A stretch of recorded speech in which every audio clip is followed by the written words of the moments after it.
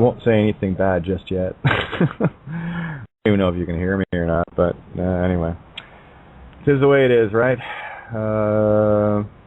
Okay, now I'm seeing something totally different here. Okay, can anybody hear me? That's what I want to know. There we go. Okay, let me see. Disclaimer. CMR Critical Mass Radio in association with We Are Change Manchester and Freedom Northwest. Please note the views and opinions expressed by the hosts on this show are not necessarily the views held by the station. CMR is for people who want answers, because now it's our turn. Yeah, it's amazing when you have, yeah, I'm just going to leave that one alone. Good work. Look at who's on the ball tonight. Thank you so much. Well done. Yeah, just as I was getting ready to click, I started hearing the jingle, so I have a new secret weapon, and yeah, we're going to have some fun. Anyway, welcome to Outside the Box, of course, open forum tonight. I'm your host, Kate of Gaia, and of course, co-host Tony, waiting for Tony to jump in the board here, and I'll know that as soon as he gets here, because he always puts his hand up so I can see him. Big thumbs up, absolutely. I'll let loose with a secret weapon one day, but not today. Anyway, just amazing. Now, I really want to continue on where we left off last night in terms of solution-driven. Of course, that's where we always like to go. But I really want to drive this point home with people. And it doesn't take a whole lot of effort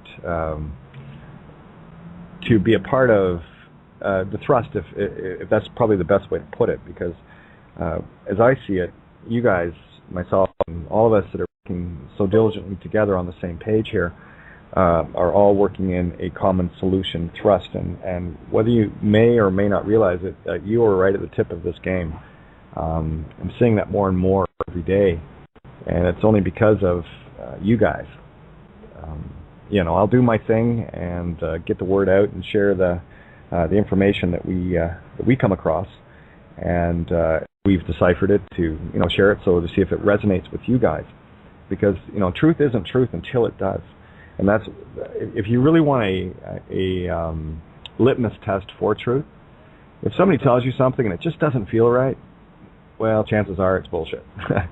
Actually, chances are it's 100% bullshit. So follow your heart. Always follow your heart, because it'll give you the gut instincts that you need to survive.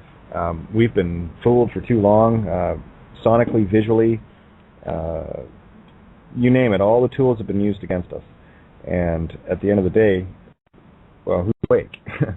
Certainly not a lot of the sleepy ones that are still going after the filthy lucre, as we'll call it, the whore of Babylon. There are so many ways to put it. And it's not to be nasty, it's just to be truthful. And I've got this issue with truth, right? You find it, you share it, and you stand in it. And there's no retreat from it. Because when you discover a truth, and in your heart when you do, when you discover a truth, you've got two things that you can do here. This is stairway to heaven, literally. There are two paths you can go by, but in the long run, there's still time to change the one you're on. Because the piper is calling you to join him, all right? And here it is. You can choose to stand in the truth, or you can choose to deny it. And I assure you, I'm talking from experience. If you don't stand in it, it'll stand on you. So there we go. And welcome to the, we got so many new people coming into the Skype room, and, well, actually one that got exited today. That one, I'll probably share a bit of that story tonight, and it's not meant to be derogatory. It's meant to be an objective overview of certain things that we really, well, this is for me anyway, that we really need to come to terms with.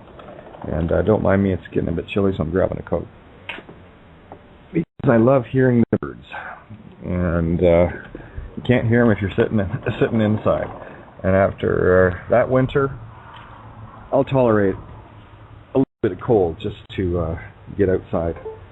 But again, this is about changing our perspectives and seeing things from a different viewpoint. because we can all walk through our lives with our personalities and our certain traits and our certain habits and all the things that we've grown up with and grown into what we would refer to as ourself. And that is a very limiting perspective, because while we're too busy looking at what we think of as ourselves, we're missing all the rest of the perspectives around us. So that's all I'm trying to do is that's why the show is called Outside the Box, get you outside that box and get you looking at things just a little bit differently. If you want, this is all about free will choice. And the thing is, you can show up on these shows and listen to them. You can agree or you can disagree. Excuse me. But the same door that gets people in here is the same one they can walk back out of. And that's the way it always is, right? This is about the free will choice in the universe. And there's people that can argue that there is no free will choice, and there is. The simple truth is, in a singularity, it's both. And that might be a little bit heavy for most people to grasp, but I've been living in the other side of the looking glass, figuratively and literally for a lifetime. And I got to tell you, now things are starting to make sense. And I have to do a really big hats off to all the efforts last night with Mel and Tony and all the callers that joined us. We covered what would normally be a very, very dark and difficult thing to confront, and the energy throughout was maintained and lifted, and we went at it from a perspective of courage. And for those that didn't catch, I think it was in the tail end during the recording that I covered some of this stuff, that we went over it. But if you want to put things in perspective, if you listen to what we did last night and then ask yourself how someone like an Alex Jones would present it, and then you'll understand in perfect contrast the point I've been trying to make for so long about changing your intent and what are you trying to, what kind of emotion are you trying to instill in people. And we can walk along and batter our heads against the walls and play the same old, and obviously it's not getting us, it didn't get us far. It got us in a hell of a rut is what it did. Or you can decide to change that direction. And you're going to look around, you're going to see a lot of people that are going to have a hard time deciding to change that direction because of the things that we, as individuals, have gotten so used to. I call it the comfort zone. You can call it whatever you want. But there was, and I want to go down this today as well, where actually, as soon as my Facebook decides to get with the program, still no sign of Tony. I'm probably pretty sure he's having to reboot. There he is. Let's see what I got. Skype crashed immediately. No problem. No problem. You want me to pull you in? Yeah, I kind of figured that. Been having a hell of a day with Skype. One of the things I did make a note of, though, we had in the last couple of days, one day in particular, I think it was not yesterday, the day before, we had 4 X flares coming off the sun. X flares are extremely rare. They do happen, but it's extremely rare that 4 happen in the same day. So anyway, I think we're probably getting skimmed a little bit with that. They throw off a lot of energy, and they like to interfere with the radio frequencies, and of course that would interfere with wireless and you name it, servers, mainframes, and what have you. So if you've been having problems, that's depending on where you are in the world, that may be why it's been happening. So anyway, I was going back to Facebook here because there was a beautiful little list that an individual, I believe it was Aaron, put it up. Let me just see. Again, I'm working off memory. It has been one crazy day trying to get a lot of stuff done today. I did cancel my webinar for this evening. I've got too much to do, and quite frankly, I'm exhausted. And I thought, rather than try to run, 4 or 5 hours solid here, that I would take a little me time and finish an essay I'm working on. Actually going to be an email that's going to be sent out to all the criminal entities that were involved in figuratively and literally trying to destroy my life. And I'm just going to hand it back to them. You know, I have no quarrel. But quarrel, by the way, is an arrow. Most people don't know that. You know, quarrels and quivers. Right? Quarrel is an arrow that can quiver. So there we go. Yeah, there's a good one. Thank you, Aaron. Here's a great saying. The wise man looks within himself what the frustrated man tries to find in others. And mirror, mirror. Isn't that cool? Yeah, I love when people come at me and start saying, ego this and ego that and ego the other, and I'm thinking, okay, well, the mirror works both ways there, doesn't it? So, there you go. And I deal with enough of it. Just scrolling down here. Oh, I love the cartoon. All these cats in a room all saying, I am God. And they're right. If a cat can get it, so can you. All right, here we go. Let's see. Almost there. Almost there. By the way, Amanda, yes, it was a beautiful sunset last night. Unfortunately, the sun sets behind the building where I am doing the show, so all I got to see was the glorious red clouds, and it was absolutely stunning from here. So just to let you know. And I will be calling on anyone in the Guelph area. We're going to have some fun, and we're going to start exposing things. And also, this I am now on Twitter. And that's as a result of a secret weapon. So thank you, secret weapon. Wow, things, and I'm already getting text on Skype. I haven't even opened it yet. It's beautiful. So thank you for setting that up. And this secret weapon is someone that's going to be working very closely with me to, you know, we talked about the support roles last night, and has full authorization on many things with regards to me. So hats off for being the neutral observer. Well done. So here's something that Aaron had posted, and I loved this, because as I went down the list, I'm going, yep, and it's a list of 15 things you should give up to be happy. And let's go down the list. Something you can use to reflect on. I know this is a beautiful list. And you look at it truthfully and honestly, you'll know what you need to work on. I looked at it and thought, oh, okay, well, I only have 1 through 15 to work on. So here they are. 1, give up your need to always be right. And in as much as I try to, you know, convey that there is no need to be right or wrong, every so often I'll slip into it. And again, what is the intent? All right, you'll find yourself defending and, you know, offending in every part of this, and that's what for me this is a great tool to, you know, I took a walk after the show last night down by the river. There's one nearby here, and it's amazing the conversations you get into with yourself, and how much you won't let yourself get away with anything if you choose that mindset. So giving up the need to always be right is, you can look at it from a couple of ways. If you need to always be right, what was your intent to be right? Is it to self-serve, or is it to serve others? So put that into perspective with everything that I'm going to go down this list on tonight, and see how it works. Just put it in the mirror, equal and opposite, right?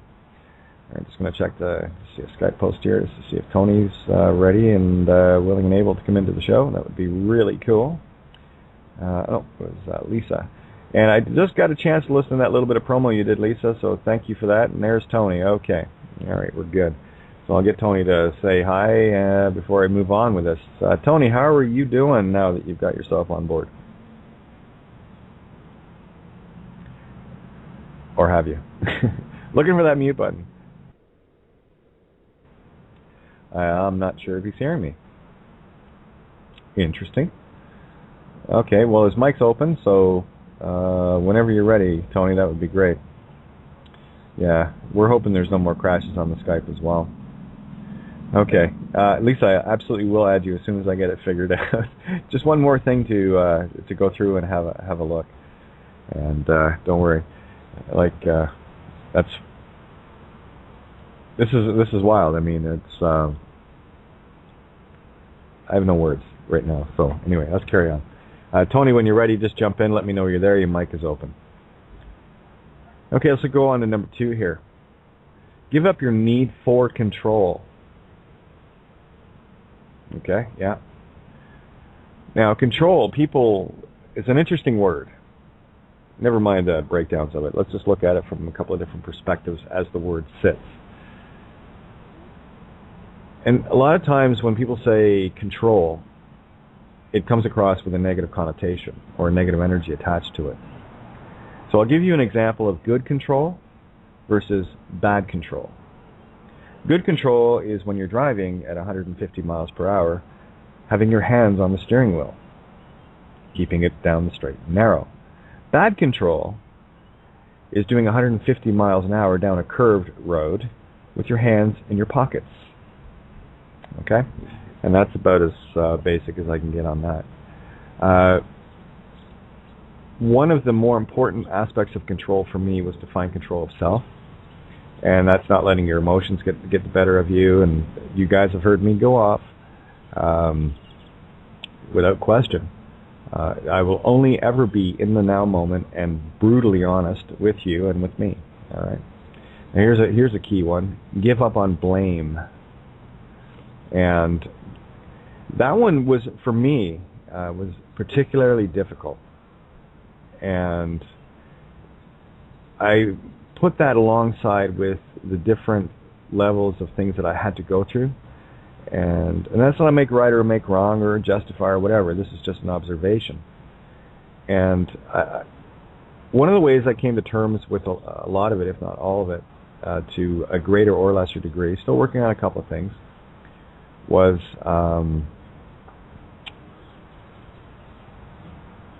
looking at it as neutrally as I possibly could. And it's very easy to, have something happen, and of course there is an exterior cause to it. But you have to take into consideration that you're an equal exterior cause as well. In that if you're on the dance floor and one of you trips the other and you both fall, who's to blame? Well, you're dancing. You're there too. So there is an equal shared aspect of it. And something that you did prior to that might have caused the partner to trip or something. Okay, so again, it's about finding that 0 point, so you're not blaming others and you're looking at it and accepting responsibility in as much as the other individual can accept theirs. And what we find ourselves in many times are dramas back and forth that has one party blaming another, and back and forth, a nice tennis match, and nothing gets resolved. Generally in those situations you have two parties that haven't got past 1, 2, and 3. Okay? There you go. I need to be right, and I'm in control here, and it's all your fault. Okay? That's your 1, 2, 3. So when you can start looking objectively at things, I mean, I look back through all the different attacks that I had come upon me, and it's very easy. And I could sit here all day long with the standard, banter of humanity and say, this happened and that happened. And of course, I can turn around and blame the individuals for attacking me when really, from my perspective, they had reason to when I was trying to help them. However, from their perspective and their programmed minds and the way they've been indoctrinated and what's happened throughout their lives, they felt obligated by something external to do what they did.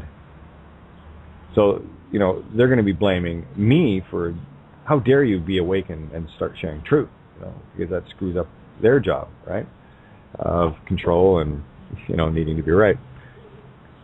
So there's blame for you. Excuse me. Let's move on to point number 4.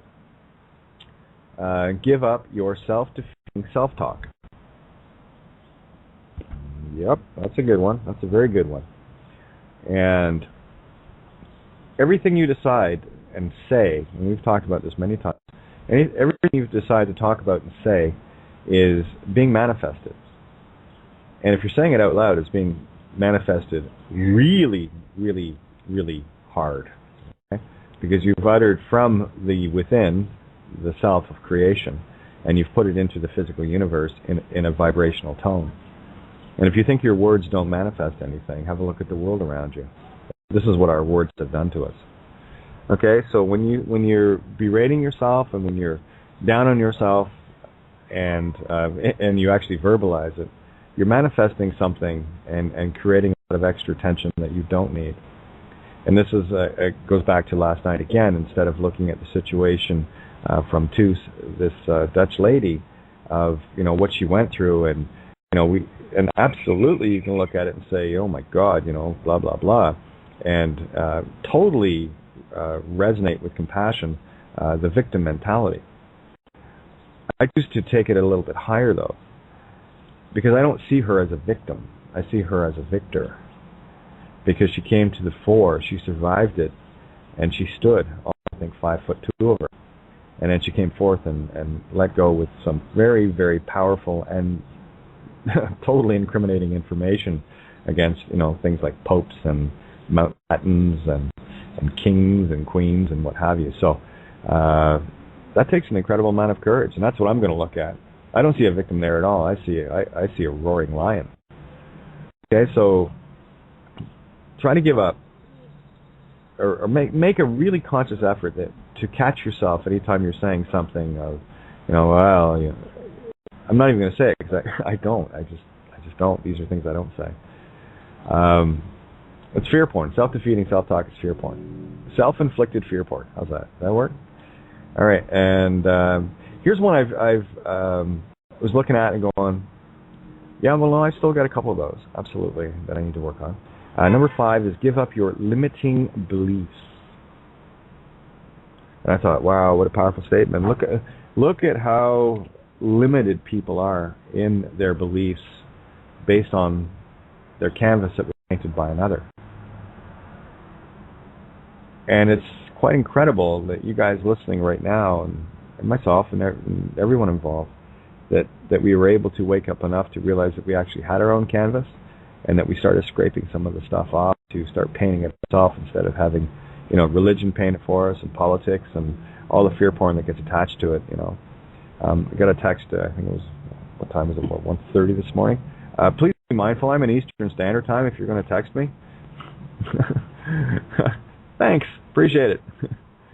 Anyway, the question was with regard to my thoughts on Judy Woods and her research with the Twin Towers and dustification and whatnot. And absolutely, she does a great job. I've moved on from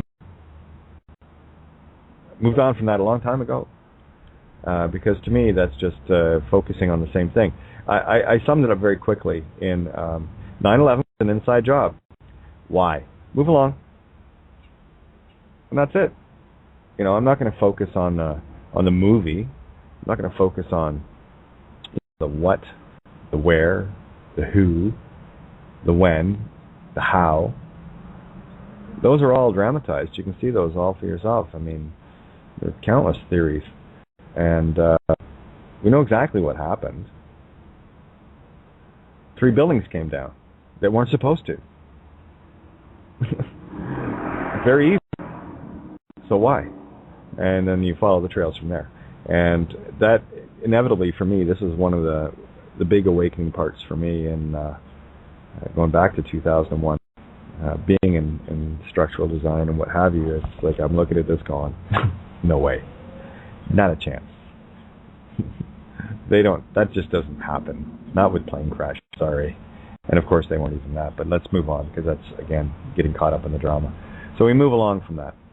And but it definitely is good entry-level stuff for those that are really sleeping in, guys, it's not Saturday morning here, okay?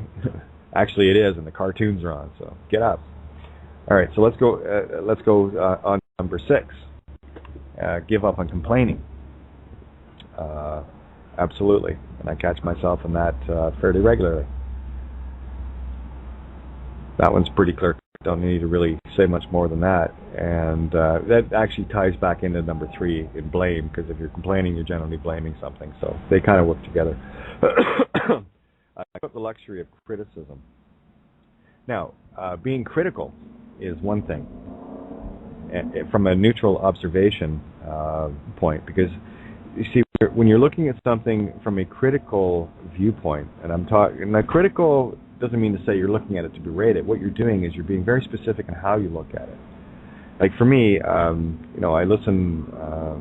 I'll bring music into this. This is one I can really share with you. I spend a lot of time in the studios, thousands of hours, and I produced a lot of people as well outside of myself. And anytime I get anything from anyone, music or whatever, unfortunately, I have extremely trained ears. Looking to try to correct things with myself, and there's certainly lots of things in my stuff that I, wish I had more time and money. More importantly, because that's what a lot of this boiled down to, was you could take all the time you wanted as long as you afford the $100 an hour in the studio to do it, which I couldn't. So, you get as good as you can, as fast as you can, and when you leave, you go, okay, well, that's the best I could do in that time frame. It depends on the engineers that you're working with as well.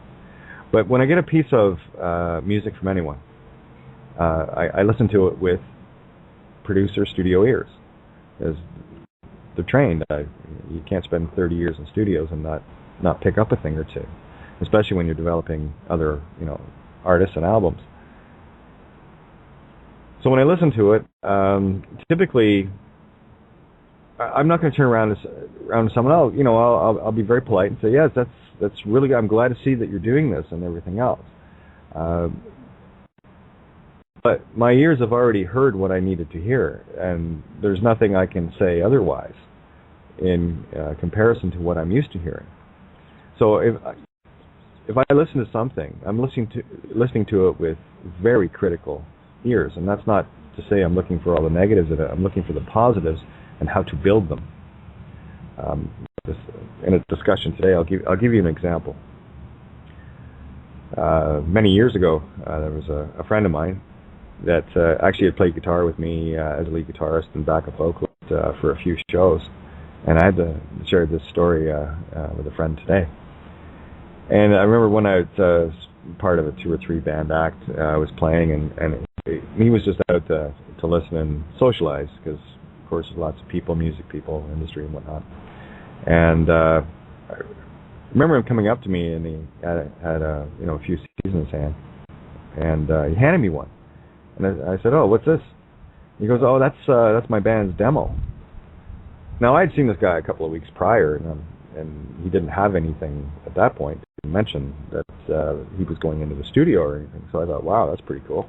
And I said to him, I said, "Oh, this is wild. You got 3 songs done, and what studio were you in to do these?" And he just turned to me and said, "Well, no, these are live off the stage. They're great recording."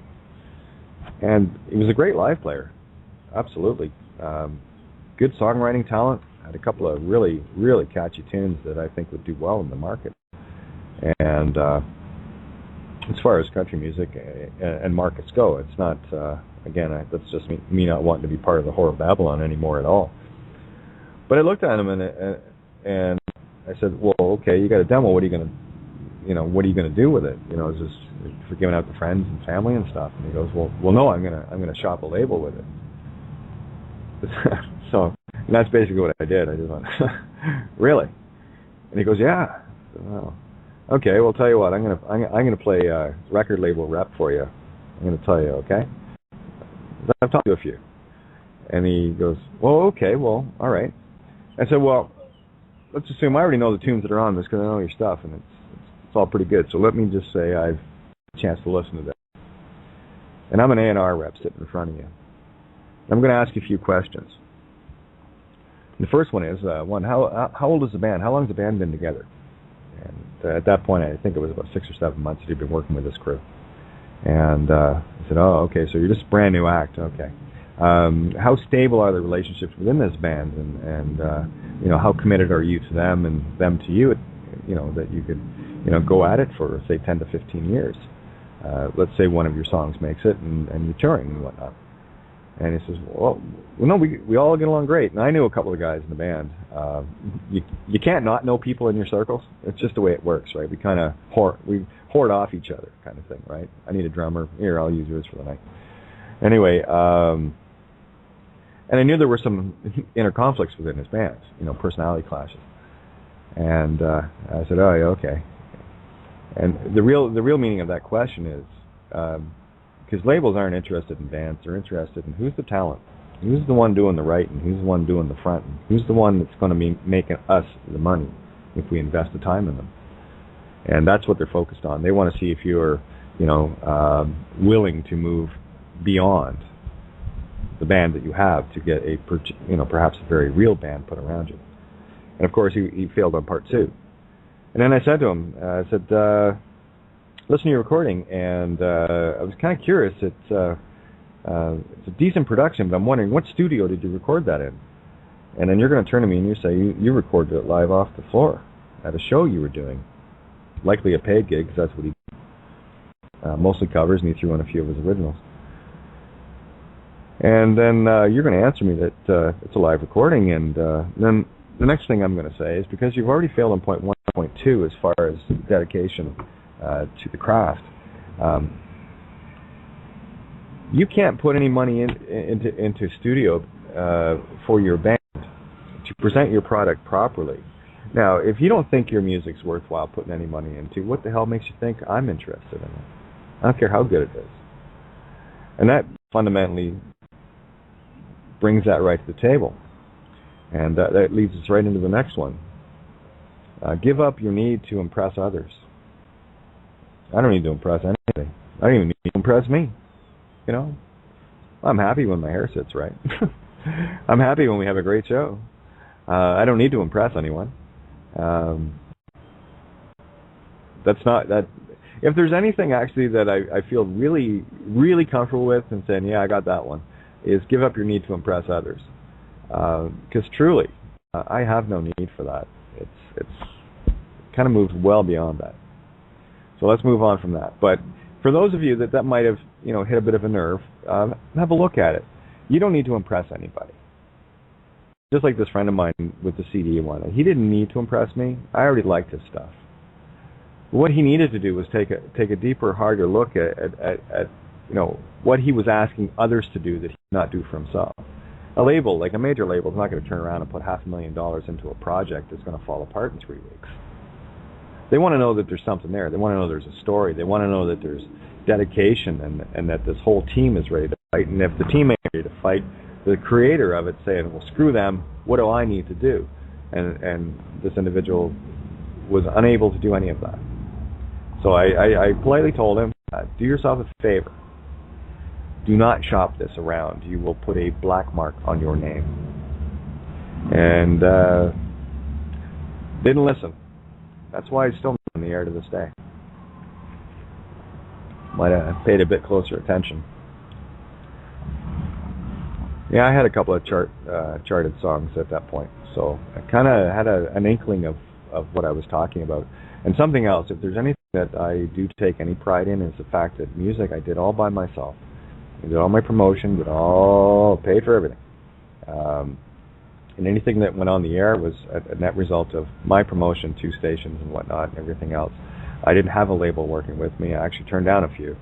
And the group in Nashville that I hooked up with, they had different intentions, so it never even I didn't let it get to me. Love Harley. No, that's not noise pollution at all. Yeah, we love hearing that sound, especially with a crank stereo. Now, I forget where it was, but let's move on. Give up your resistance. Number 9. Give up your resistance to change. And that's got to be a difficult one for a lot of people. I know that I fought very hard to get through that, and there's still certain things that I'm adjusting. And again, some of these things that I'm talking about here on this list, maybe things that don't necessarily resonate loudly with you, but there might just be some fine-tuning adjustments. Some of these I need to work on pretty good, and other ones I just need little adjustments. And you'll know that when you look in your mirror. Your mirror will tell you what you really need. So if you look at a list like this, honestly, you'll get a really good idea of who and what you are very quickly, and you'll know if that tricky little bastard's got you by the short and curlies or not. So give up your resistance to change. That's all there is. Change. From one instant of present to the next instant of present. Everything is changing. Every time a wave comes ashore on a beach, that beach is altered forever. It will never be the same for the next wave. So you get one twinkling of an eye look at it, and then the next wave comes in. And then you get another twinkling of an eye look at it, and then the next wave comes in. So be like the waves coming ashore. Dare to carve your beach your way. And depending on what kind of waves you like to make, will determine whether or not you've got a beautiful sandy beach or you're smashing on the crags and rocks of the Cape of Good Hope, or Cape Horn for that matter. Two of the scariest places on the planet if you're trying to sail a ship through it. Okay? I think that would just be a better way to be. Just be gentle with yourself. And when you see something that needs change, be willing to do it, or at least willing to look at it. Give up on labels. Well, I got to tell you, labels are fun. For me, they're fun. And anytime I use them, that's why I use them, to kind of get people out of this whole labeling thing. You don't need to label things. Look what happened to us by labeling each other male and female. Divided and conquered. You're both, right? So how do we label that? Well, I don't know. You can call it whatever you want, actually. I just call it balance or neutral. You know, it's time to be the neutron in the atom. All right, so there's an easy one. And if you find yourself labeling things with the wrong intention, there's nothing wrong with putting, an identifier to a group, like the Jesuits, criminal organization, or what have you. That at least gives you a reference point. So if you're going to use something like that, use it merely as a reference point. And that's it. Okay? Give up on your fears. Definitely, that one is a tall order. Number 11, give up on your fears. That is, for me, absolute truth.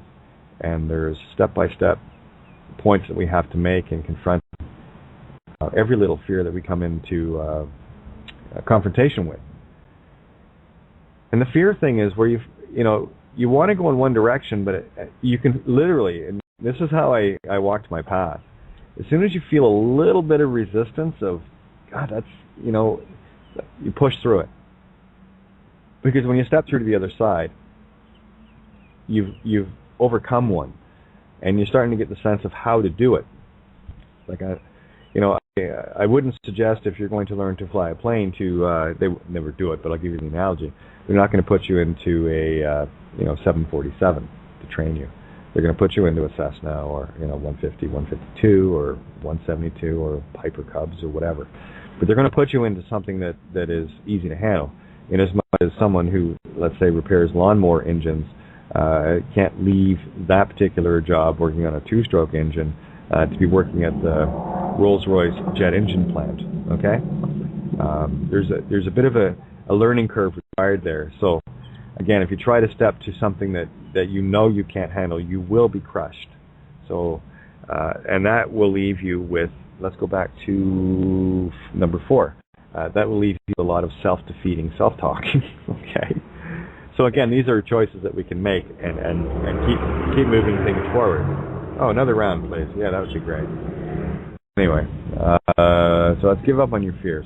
Take them in baby steps, right? Look for something that that you're not quite comfortable with, but something you think you can overcome. New hairstyle. I don't care. Something simple. Something that you always wanted to do, but just never had the courage to do it.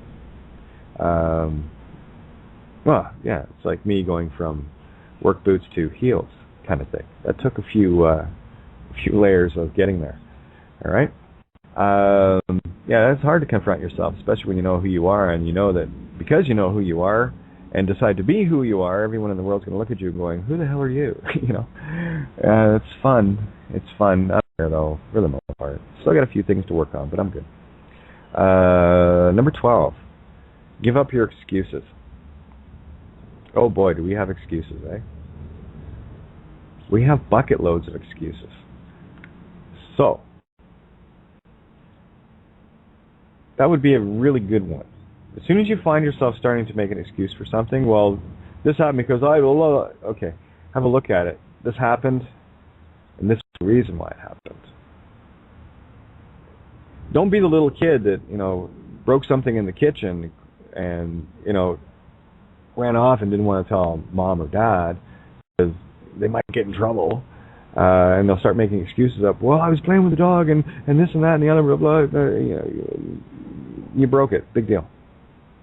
Confront what the issue is instead of looking for all these justifiers to make it seem that somehow that it wasn't your fault at all. And people will come up with all manner of excuses. You've heard them of why something happened and how it, because they caused it, but how it wasn't their fault at all.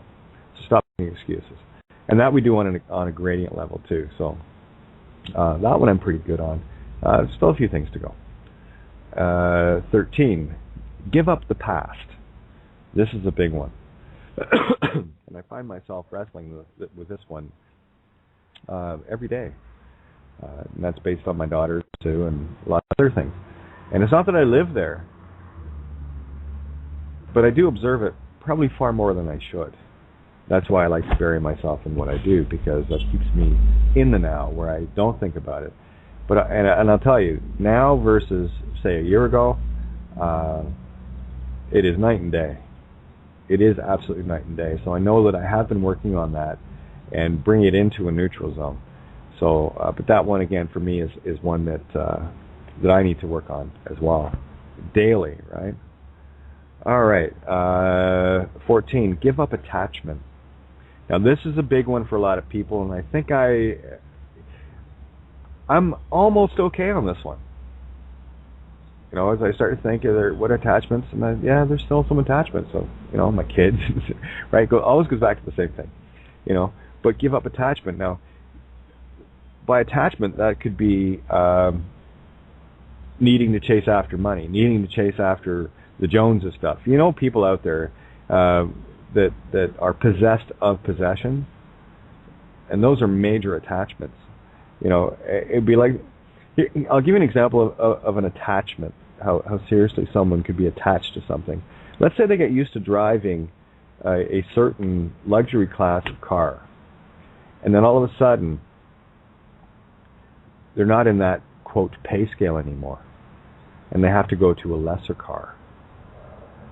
Guaranteed, they will be attached to the luxury. And they will be starting to go back to things like criticizing, number 7, because they had, number 8, a need to impress others, and that they were very resistant to change. And they can think of all manner of excuses because they're fearful that people will think lesser of them, and they'll be, defeating themselves with self-talk, and, they'll be blaming someone else because they didn't get the position or lost their position, because somehow they lost control, and they always know they're right. And you see what I mean? One of these can bring up everyone on the list. That's why it's critical. So give up on attachment, and start looking at things that you're attached to, and just how important are they? When we were talking last night during the show with Mel, and I brought up the point of, here you have this individual that has been so courageous and so powerfully strong to come forward with this information, bringing it into the light. And then I look at her, and then I look at, other, posts that come in like, how to fight a, BBC TV license, and these are their big critical, exorbitant, bigger than life battles that they're fighting. And then you throw that beside the likes of Tuis, right? And you go, yeah, right. Okay, yeah. Here's a key one. Number 15.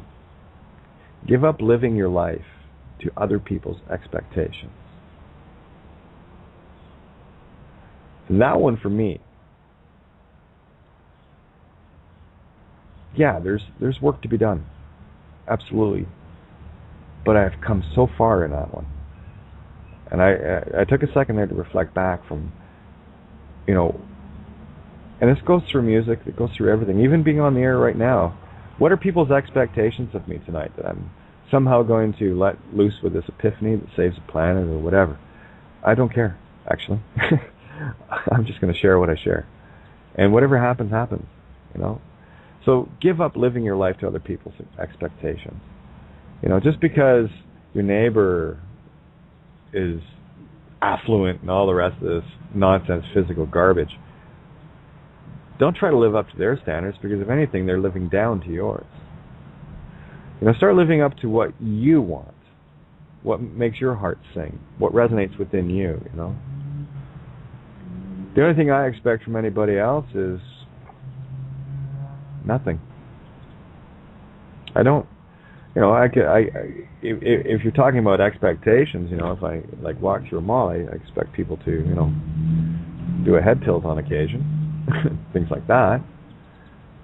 But I'm not going to live up to their expectations of somehow I'm supposed to be living into their conformity, that somehow I'm not allowed to express exactly who and what I am. No, that would be a crime against myself. That would be spiritual suicide. That one, and I still wrestle with it. I do, but I've come so far in that compared to, sitting with the head down, the hat on, in the front seat of the car, hoping that no one could see me, kind of thing, that kind of stuff. But again, it was all done in baby steps, because my life has been a metamorphosis, morphing from one form to another. And I have to assure you that, and any butterfly will tell you, that being that caterpillar was pretty cool, and they were really comfortable with it. Eating leaves and kind of hanging out in the sun, and lots of legs to walk on, no responsibility. If the wind blows, no big deal. They can just hold on. They got 40 legs kind of thing, and everything's okay, everything's peachy. Then all of a sudden, nature makes that call. It says, no, you've got a higher calling, my friend.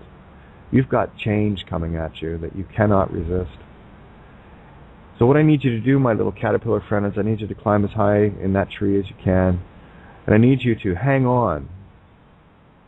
I need you to build a cocoon around yourself where you can get within, where you can start to see the true beauty within you. And during this process of being within, there are things that are going to change. And there are things that you're not really aware of. These are things of a natural order that you were born into by virtue of being what you are. And over the period of a number of weeks or a month or so, you're going to be in that stillness of self, and you're going to be silent. And then one day, one sunny day, you're going to break out of that cocoon into a brand new light. And you're going to look a little different. And you're going to have some crazy, crazy ass abilities that you didn't have before. Ask a caterpillar to fly, it'll look at you like you have two heads. But look at a butterfly and it'll say, bring it on. And that's what we're actually going through here. We're going through our own metamorphosis. And we need to create our own cocoons once in a while in order for us to sit back and take the time for self. I'm not asking you to climb a tree and rope yourself to it and cover yourself in a bag for a couple of weeks. No. Because all that's going to happen there is you're going to get really sore ankles, and a couple of weeks later you'll be very, very hungry, and you'll come out and you'll smell like a bag of shit. Okay? It's just the way it is. If you survive it, that is. And chances are, you undo that rope, you're going to hit the ground. No, we're talking of an allegory in a much grander sense. You see, you already have a cocoon. And I've brought this up a few times on shows before. And the cocoon you have is the body you're walking around in. This is your unit of metamorphosis. And look how long mankind has been around and not even seen that. And I've used the analogy, especially at funerals. I was mentioning to someone the other day, when I was at my dad's funeral, of course I spoke. It's my job. And my good friend from my band, Inverness, the last band I was in, Chad, I asked him if he would honor me with piping my dad out, because he was the piper in our band, and he said absolutely, no problem. And of course I went in full kilt regalia, and he came with his. And I remember standing in the receiving line where people were coming up, and of course lots of sobbing and all the rest of it. And of course I was sad not having my dad there. But I wasn't there to mourn, I was there to celebrate. I was there to celebrate a life. And while everyone was staring at the cocoon, In morbid curiosity, I was gazing around the room watching the butterfly. And this is about changing your perspective. What are you staring at? Are you staring at the buildings falling? Or are you being the butterfly and flying far and high above it, going, isn't that interesting? And then going off to find the reason why. So the butterfly, that's what we're all morphing into in a very figurative and allegorical sense. And the body you're in is simply the cocoon. Are you going to stay in your cocoon lifetime after lifetime, caterpillar? Or are you going to once and for all have a look, a really good, solid, hard look at yourself and decide that, no, I am a monarch butterfly. And I'm going to see this world with brand new eyes, and I'm going to reach out with brand new wings. And I'm going to change a few things, because remember, it is the flap of a butterfly's wings that creates a tsunami throughout the universe. Just to tie another little thing in for you there. But anyway, mini rant over. Oh, Tony's back in, and I've not unmuted him yet. So, anyway, Tony, how are you doing, my friend? Did we have you? Yeah, not bad at all. Now I finally got in. Yeah, it was a struggle. That really was. Yeah, it's been a bit of a pain in the ass on Skype today, huh? Yeah, tell me about it. Oh, mate, the computer problems I've had today. But anyway, yeah, I managed to get on. But, yeah, interesting flipping day as well. Mm-hmm. Not quite roller coasters, but just surprises. Do you see what I'm saying? Coming from all different directions. I think I mentioned it to you earlier. Yeah, it's been a crazy energy day. You know, actually, I'm going to crack open Carol's mic because we had a quick little chat about this just ahead of the show. Yeah, there's lots of interesting energies floating around, guys. Remember, I was talking to Cole today, and I think he mentioned something about Pluto coming into conjunction with something on Monday, and that's an absolute teardown. And that's one of the reasons why I want to get focused on finishing this little article I'm writing for these entities. But is that anyway?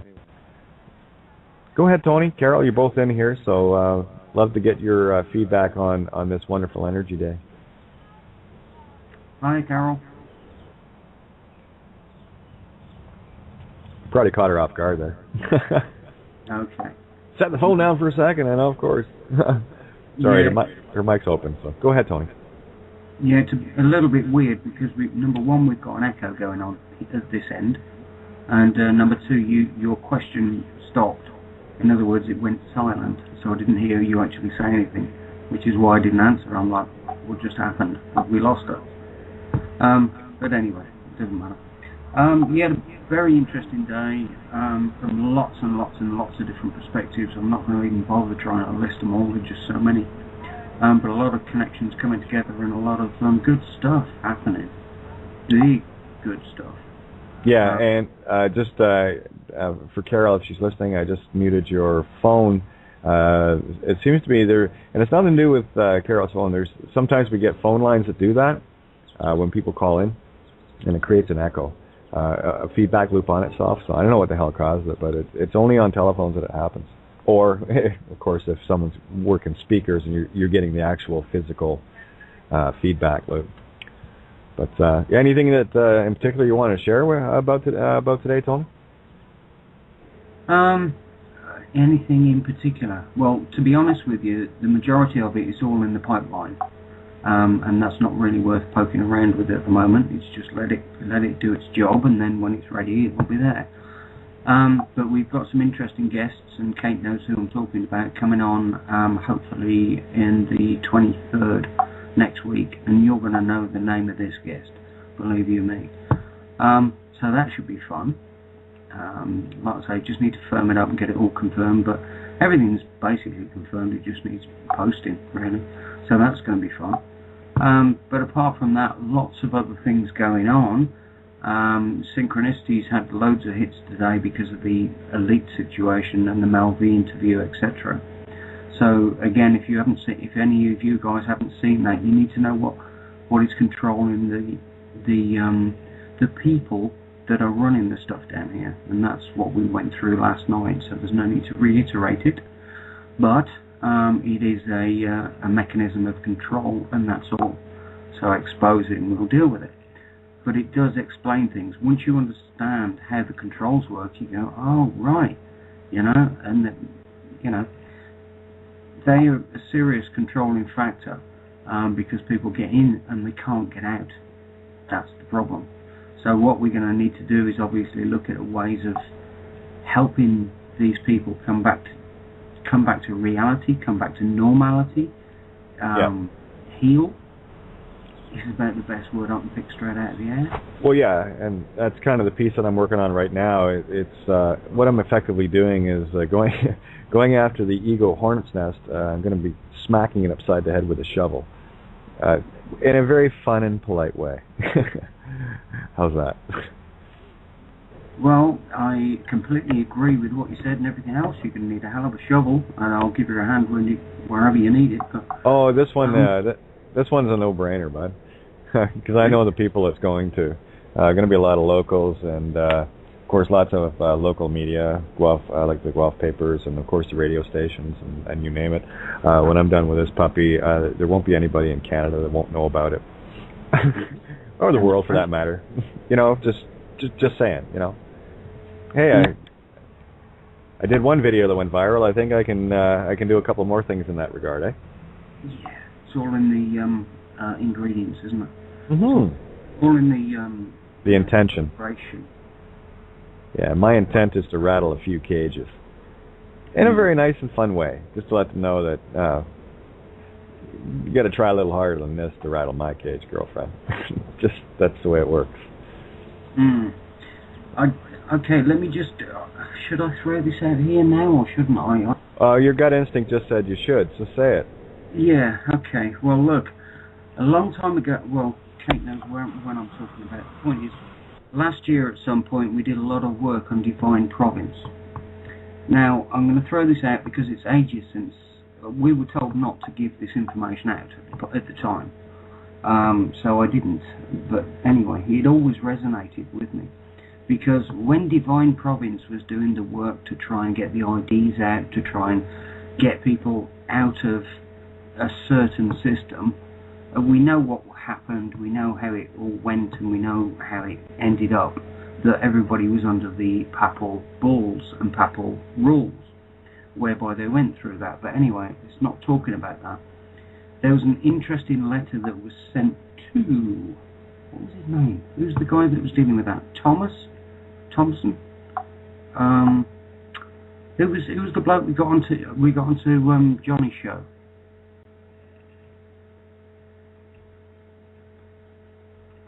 Kate?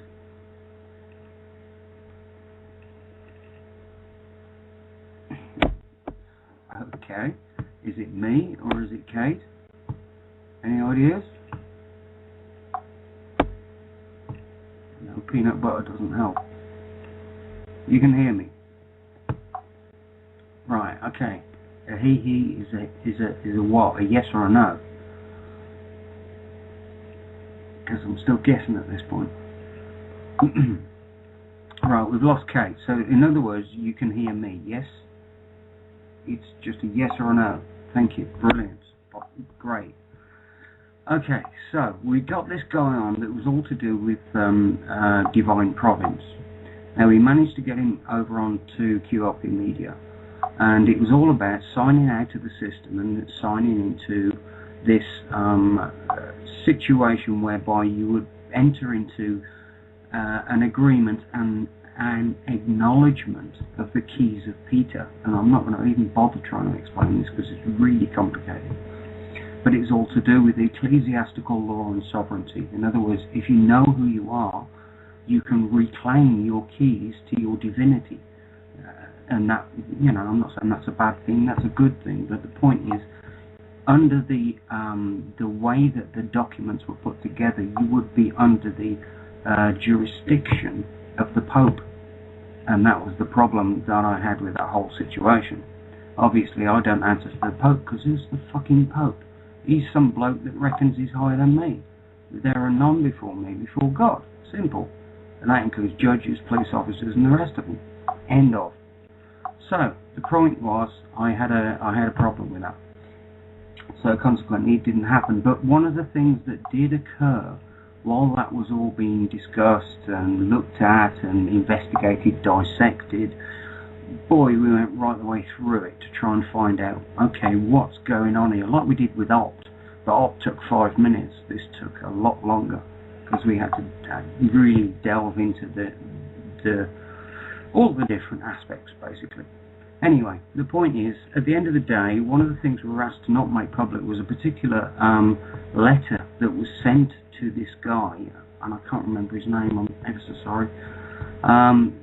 But the letter was sent from some of the highest authorities in the Vatican, and it was basically an acknowledgement that even though we have stolen the funds, and even though we've lied to the people, and even though we have done all of this to the kids, what you need to understand is we did it for you. We did it for your benefit, for your education, and for your spiritual development. Mirror. That was what came back from the Pope. And that's the bit of information I want you to cross-correlate with the fact of when that lady was being abused like that, some of the abusers were actually in tears, crying, and died. Because, I don't know if I might be talking to people that haven't looked at the information, but there were people killed. There were a lot of people killed in those ceremonies, and there were a lot of people just killed because they had emotions. And that's incredible stuff. The depth of this is incredible stuff. But anyway, so I just wanted to let you know that was from the Vatican, by the way. So. Oh, I missed all of that because I got zinged on Skype, but I know exactly where you're going there, and this is the other side of that same coin. You know, we have to stop looking at things being good or evil. We have to look at them for what we can get out of them. At the end of the day, that's all that matters. You know, if you can look at someone that has went through something for a very particular reason, in one, my own, two, in my role or my piece of the puzzle, be it whatever it is, doing what I do to bring those lessons forward where others can have a look at it from that perspective. You know, this is what resonates with me. It doesn't make me right, doesn't make me wrong. It's just I'm exactly where I need to be, doing exactly what I'm doing for exactly the reason I came here to do it. And everything I went through for a very, very specific reason. And when we start understanding that we're all playing that exact same role in a different game, some of us chose more difficult games. You know, some of us chose easier games. But you see, it doesn't matter, because in the end, we all win, regardless. You know, so these are very intense games we play. We have forever. So who wants to be bored? You? Me? You know? Who knows? Any of you listening in a previous life, you might have gone, oh, okay, well, I get to be burned at the stake straw. Okay, well, whatever. It's right. Anyway, you know what I'm saying? You may have done the hard game early, and you're in the last phases you're just kind of sitting back a little bit. You want to get the crap out of the way, and a lot of people, upon hearing my story, will say, well, wow, someone had it way more difficult than me. I've had my trials and tribulations, and I know there are people that have had less, and I know there are people that have had far more. It wasn't important for me to see what less and more was. What it was important to see was what I was doing. Who knows? I could have chosen something like drastic in order to get the perspective, because in order to be an ultimate light within that cocoon, you might want to get an idea of what the really, really dark stuff looks like first. And I go back to my two fundamental questions that I'm always seeking to answer. Is that something I would do, or something I would not do? And in asking both of those questions, I find the neutral zone. And I find peace and solace within the choices I make. Where before there were a lot of things that I would not do now that I did then, in ignorance, in a much lesser spiritual form. And that's my own evolution. And this is why, this whole idea of guilt is nonsense. It really is. Fear, guilt, all these low-end emotions, victimhood and all the rest of it, while they have a purpose, are you living in it? Are you living in the wallowing of it? Or are you seeing the purpose of that which took you down, that once you get up made you stronger?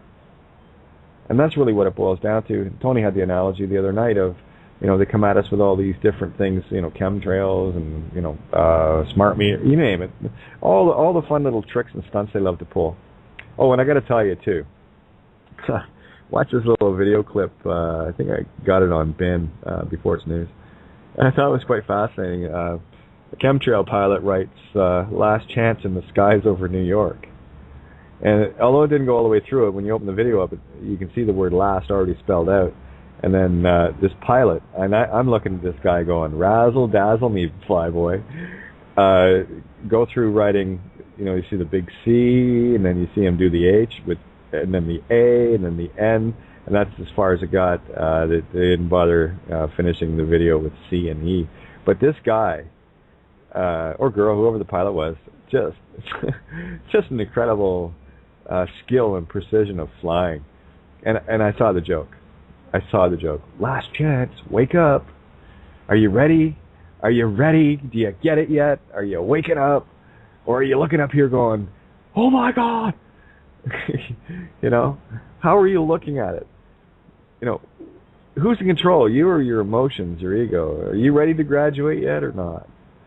And that's, I've often said creator in terms of all ourself has to be, well, guaranteed as a poet, but has to be the comedian of comedians. And I saw the humor in that. As soon as I saw the headline, I thought, no way. That's just too funny. I got to check this out.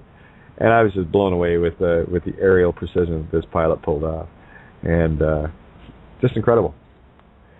I'm going to crack open Carol's line here. Go ahead, Tony. Go ahead. Just before you move on, so would you say that pilot was a very special pilot and very skilled pilot?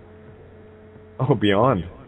Okay, right. So the reason I asked for that question was for the simple reason that I've done some research into the airlines and the pilot's brain routines and the orders and the Masonic levels that they're connected into.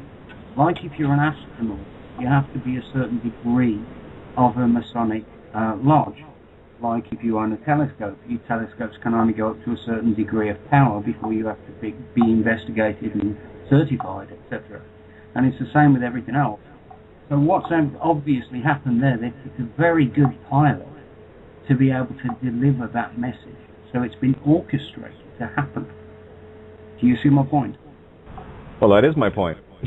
As well, which is why I asked those questions, just to clarify if people didn't understand what we were saying. Oh yeah, I mean... Telling you.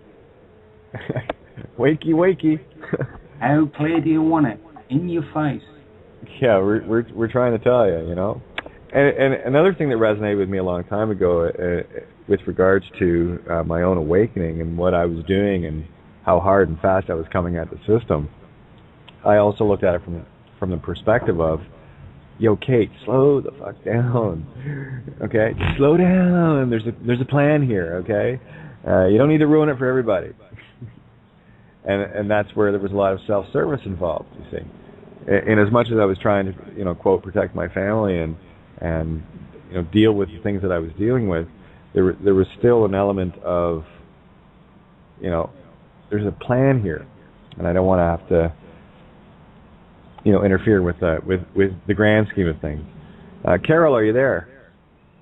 I are here, my dear, and if my phone offends you again, I'm so sorry. Maybe what I should do is hang up and call back again. I wonder if our little conversations before the call starts causes me to have a bad connection or something. Maybe I should do that, just hang up and call back in. But if I offend, let me know, and I'll do that. But yeah, well, it doesn't offend, but we do have an echo. Those echoes are very offensive. I've had to deal with them on my line too. But if I start echoing, just let me know, baby. I'll see if I can get a different connection. But, you know, what you guys are talking about is, you know there's a plan there, and you don't want to ruin their plan. Why not? Just put it in their face. I mean, you know, let's get the message out there. I think most people that frequent your calls and a lot of people that frequent my calls are to the point where they can handle just about everything. But the thing that I had an incident with somebody that's a speaker on my call today, and they got their tricky little bastard in the way, unfortunately, and took offense at my asking them on this new information they want to present. I don't know if you've ever heard of Inky and Inlel. Anyway, that's another genre of control information, and our family hasn't gone down that road. I know about them. Talking about Enki and Enlil? Yes. Marduk and what have you, yeah. Yeah, and I don't know a lot about it because I haven't gone in that genre. Most people are not that deep into it, and of course this person was wanting to present all this stuff tonight, and I said, hey, we've got to lay some groundwork because most people haven't heard of these characters, you know, they don't know the background. And one thing led to another, and they took offense, and so, you know, it's just kind of, there's so many different genres of control that have been layered upon us time after time after time, and you can say it any way you want. You can say Cain and Abel, you can say Inky and Inlel, or, you know, and then there were other words that they used that I'd never even heard before.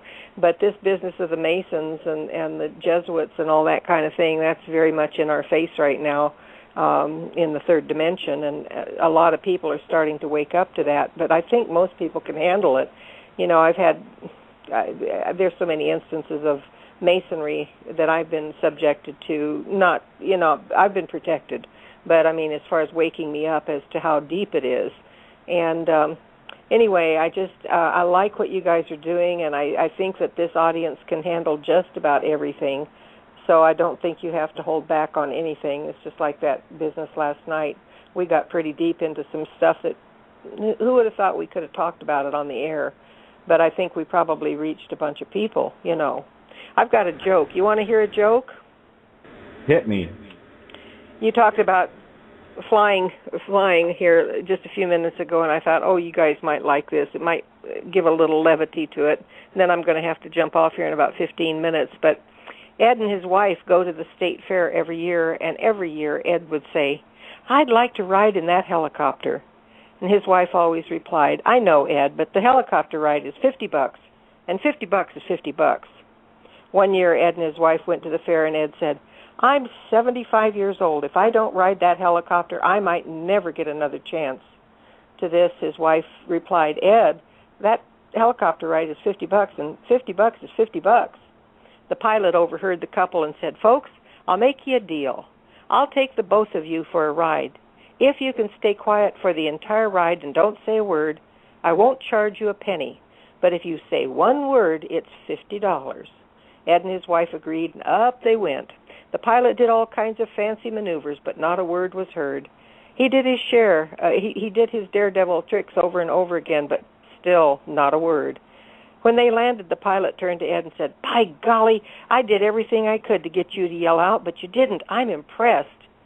Ed replied, well, to tell you the truth, I almost said something when my wife fell out, but you know, $50 is $50. Oh, brilliant. Love it. I'm sorry if it didn't register, Kate. I'm sorry if it fell flat for you. Maybe Kate fell off. That's even better. I don't know. Okay. No pun intended, guys. Oh, dear. How the heck are you, Tony? I'm here. Hi, Kate. I fell off right at the punchline. Oh, well, Ed didn't make a sound. The pilot was very excited about the fact he didn't make a sound. Neither one of them did. And Ed says, well, to tell you the truth, I almost said something when my wife fell out, but $50 is $50. There you go. Perfect. Yeah. Perfect. It puts a few things in context, doesn't it, sweetheart? Absolutely. And that's it. How are you looking at it? And what Tony was talking about there, here, I'm going to mute you out for a sec, Carol.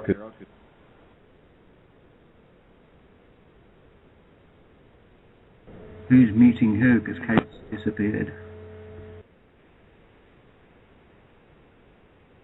Okay, can you hear me, Carol? Okay, I can hear you. Okay. Carol just fell off the call there. She might be calling back in. But, yeah, this is crazy. That's twice I've got zinged. I wonder how much of the recording we're going to get into tonight, because as soon as I get zinged during the recording, the show ends. But anyway, again, it is about the perspective. And we need to see the dark as it can get in order to be as bright a light as we can. And for me, this is probably the deepest and darkest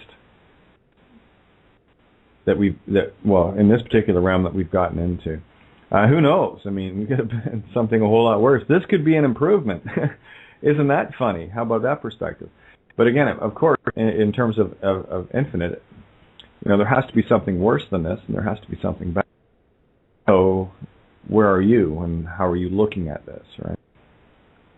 I missed all the stuff you were talking about with regards to what the Vatican released, in terms of we had to do this in order to wake you up. And we talked about this a long time ago, from the very same perspective of how is anyone supposed to develop spiritually if the road is easy? And what we have, and you see it, you have people still, even that have been in this game for a long time, that they're still looking at it from the drama, fear porn, got to get even perspective, Now, I figured out a long time ago this is basically, it was some to me when I did that little 28-day stint, that nothing in their system works because it's not meant to. And, even still, I doubt myself, and chances are I might be wrong, That's why I look at things the way I do. And coming across another individual, you'd mentioned about divine providence too, and I'm not sure what you went into there. That's why I dropped out of the call. Did you want to maybe just do another quick synopsis of what you had said, just make sure I got the concept?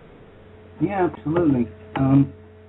I was explaining to everybody how we dived into this divine province, and we started working with this Thomas guy. And the gist of it, that we discovered that some of the information was good, i.e. the keys of Peter, and how it actually works, what the keys of Peter are about, our own keys to our divinity that Peter was holding for us, until we actually understood what it was that they were holding, and how we can reclaim it, and all those sorts of things. But I very briefly went into a released audio file that Divine Province let out. And that was one from the Vatican to Peter, because Peter had actually filed the forms. He made himself Postmaster General. He'd informed the Vatican. He'd realised what the keys of Peter were. Okay, you're talking about John Thomas? Yes, that's the one. Okay, you said Peter, so I'm going. Oh right, yeah. No, yeah, no problem. So it was John Thomas. Yeah. Okay, just make sure we got all the actors in the play in the right order. Yeah, referring to the keys of Peter. In other words, the divine keys to our divinity as human beings. But anyway, so yes, John Thomas. The point being, the audio file that was released and sent to him, and I just explained why, because he'd written to the Vatican, he'd made himself Postmaster General, etc.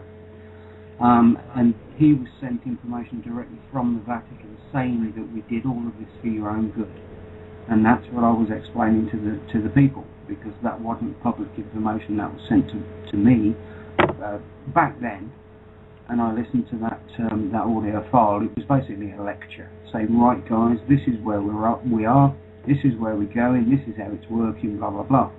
But in that, he actually read out a letter that he'd received from top people in the Vatican, and they said, look, we stole all your money, we did this to the kids, we did that, we did all of this for your own good. You've got to see that, you've got to understand, we'll return everything, but we need to see this through. And that was what I was basically breaking to the public, and I was doing that, and that's what he was explaining. But that's what I was giving out to everybody else, that they need to know that the Vatican knows what they're doing, the same as everybody else knows what they're doing. There's a plan, which is backing up what you said before, because there is a plan. Again, you can't have yin without yang, but both yang has its rules and yin has its rules. So we chose to play. We chose to play. We entered into this game at these levels, and we decided that we were going to do this, and that it's all based around universal law. So you point the gun at your foot and you pull the trigger. Guess what? You're going to shoot yourself in the foot. Yep. Okay? Yeah, and again, here's another tie-in that I want to bring to the fore here, with regards to the keys of Peter, and how obviously perfect it was. I do have Carol here again. I'm going to see if I can swing her number up.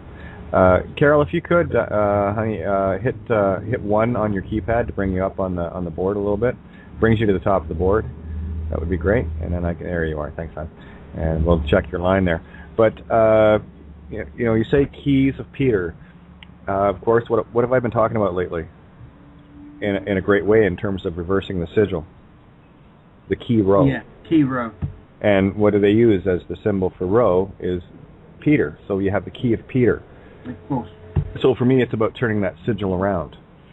And what they're actually saying, the keys of Peter is the Christ within. Can you let it go? Can you look at the absolute evil and find unconditional love? Can you take that entity into your bosom and love them? And that, for me, is the measure of the game. That is the nature of the game. And I tell you, it's been one hell of a walk, and it's still not there yet. But we're plugging away here, because I'll tell you, when I send this little notice out, the thing that I'm going to end it with is very simply this: I would love to be able to forgive you. Unfortunately, I can't, because in that act I will have judged you, and I cannot do that. Forgiveness, that's entirely up to you. Yeah. And then I'll sign it off Pontius Pilate or something like that. Yeah, there was just one very important point. I did mention this last night as well. When they finally stopped abusing / torturing that girl, that lady, who was a little child at the time.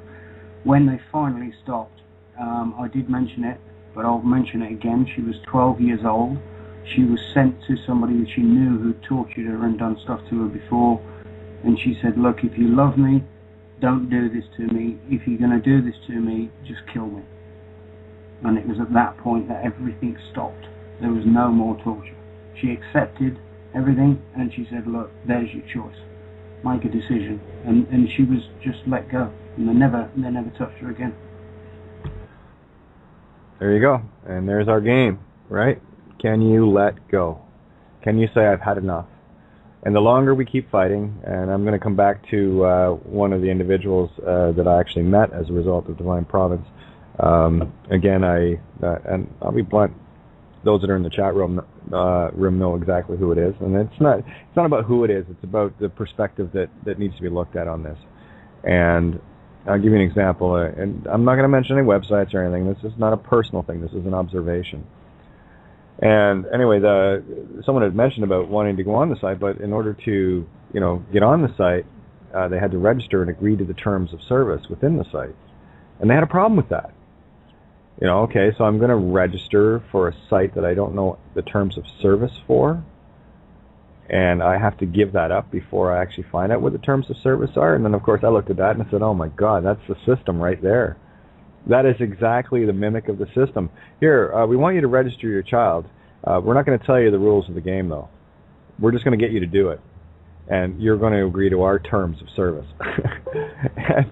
and that is exactly a mimic. So I cracked a joke. I was, what was it, 3:30 in the morning? I looked at it and I was like, oh my God.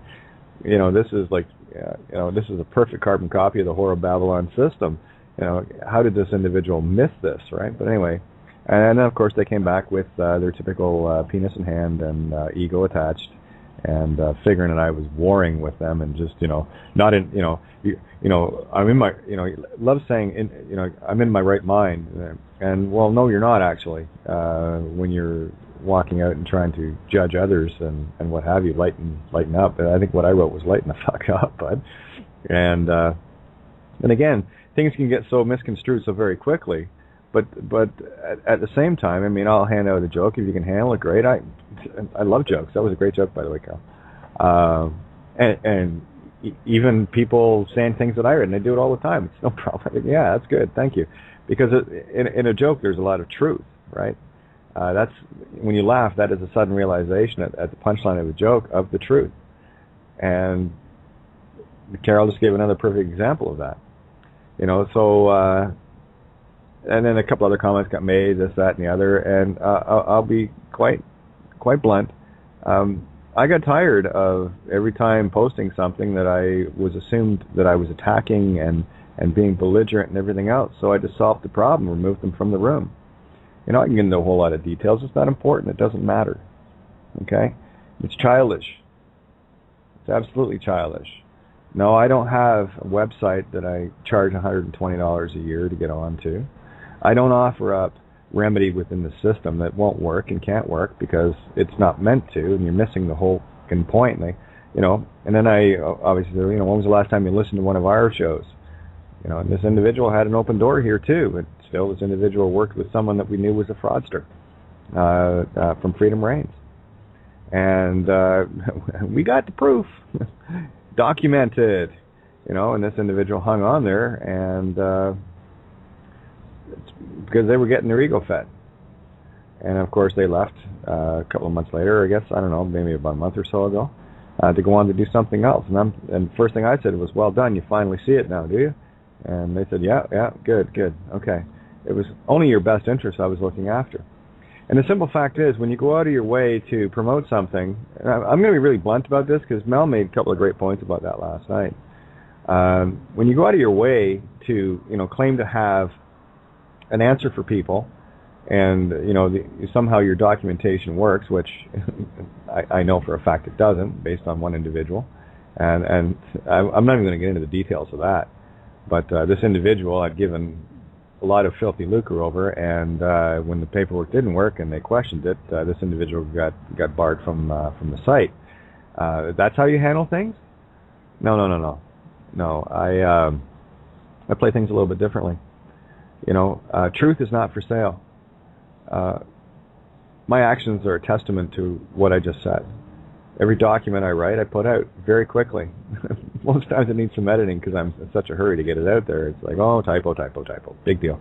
So I go through, and generally you'll see two copies of it: the original and, of course, the quick edit. That being said, it's kind of funny because my documents are deliberately written with typos.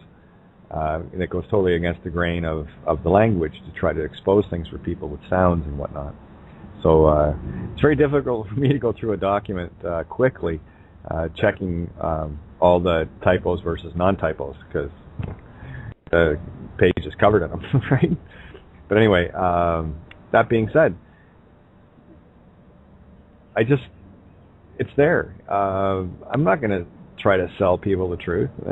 And those that I've come across, people like Mary Elizabeth Croft, she never charged for anything. Same with Bill Donahue, Santa Bonacci, myself. Tony, your book's free. And Mel, look at Mel, she brought it up again last night, Truth belongs to all, and how dare you claim any piece of it? Because what you're doing is you're actually working in the caste system, and you're saying that it's not okay for one person to get free where another person can because they have money to give you. No, my game and my goal is to set all free. Because in the separation, the divide and conquer of choosing one over another is exactly where we don't want to be, and that's exactly where we have been. And people turn around and say, well, I got make money to pay this and pay that. And yeah, okay, we'll put a little faith in the universe. Yeah, it's been tough.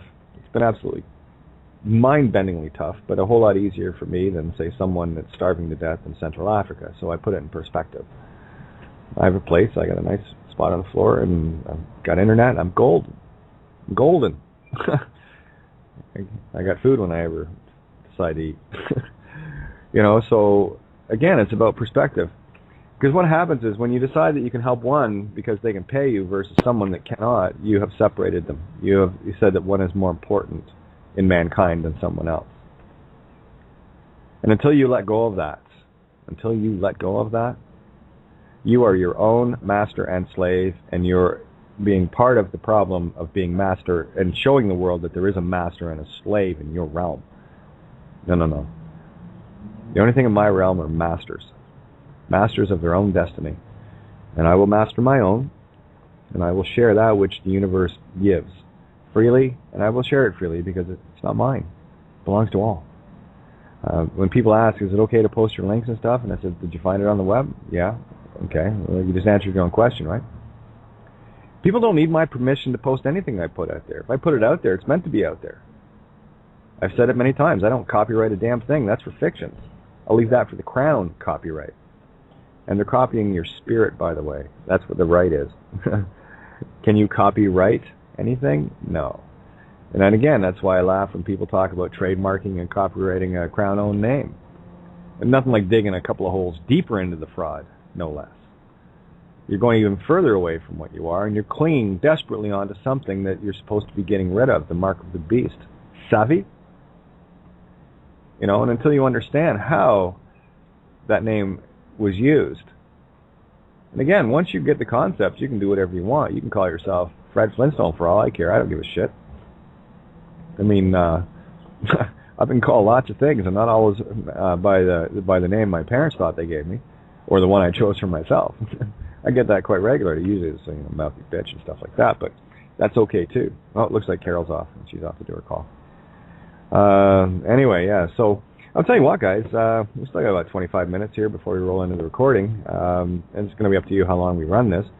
But anyone that wants to call in, or actually that's already in the call, you want to get involved, just hit 1 on your keypad on your telephone, and of course, if you're on Skype, all you have to do is hit the little plus sign.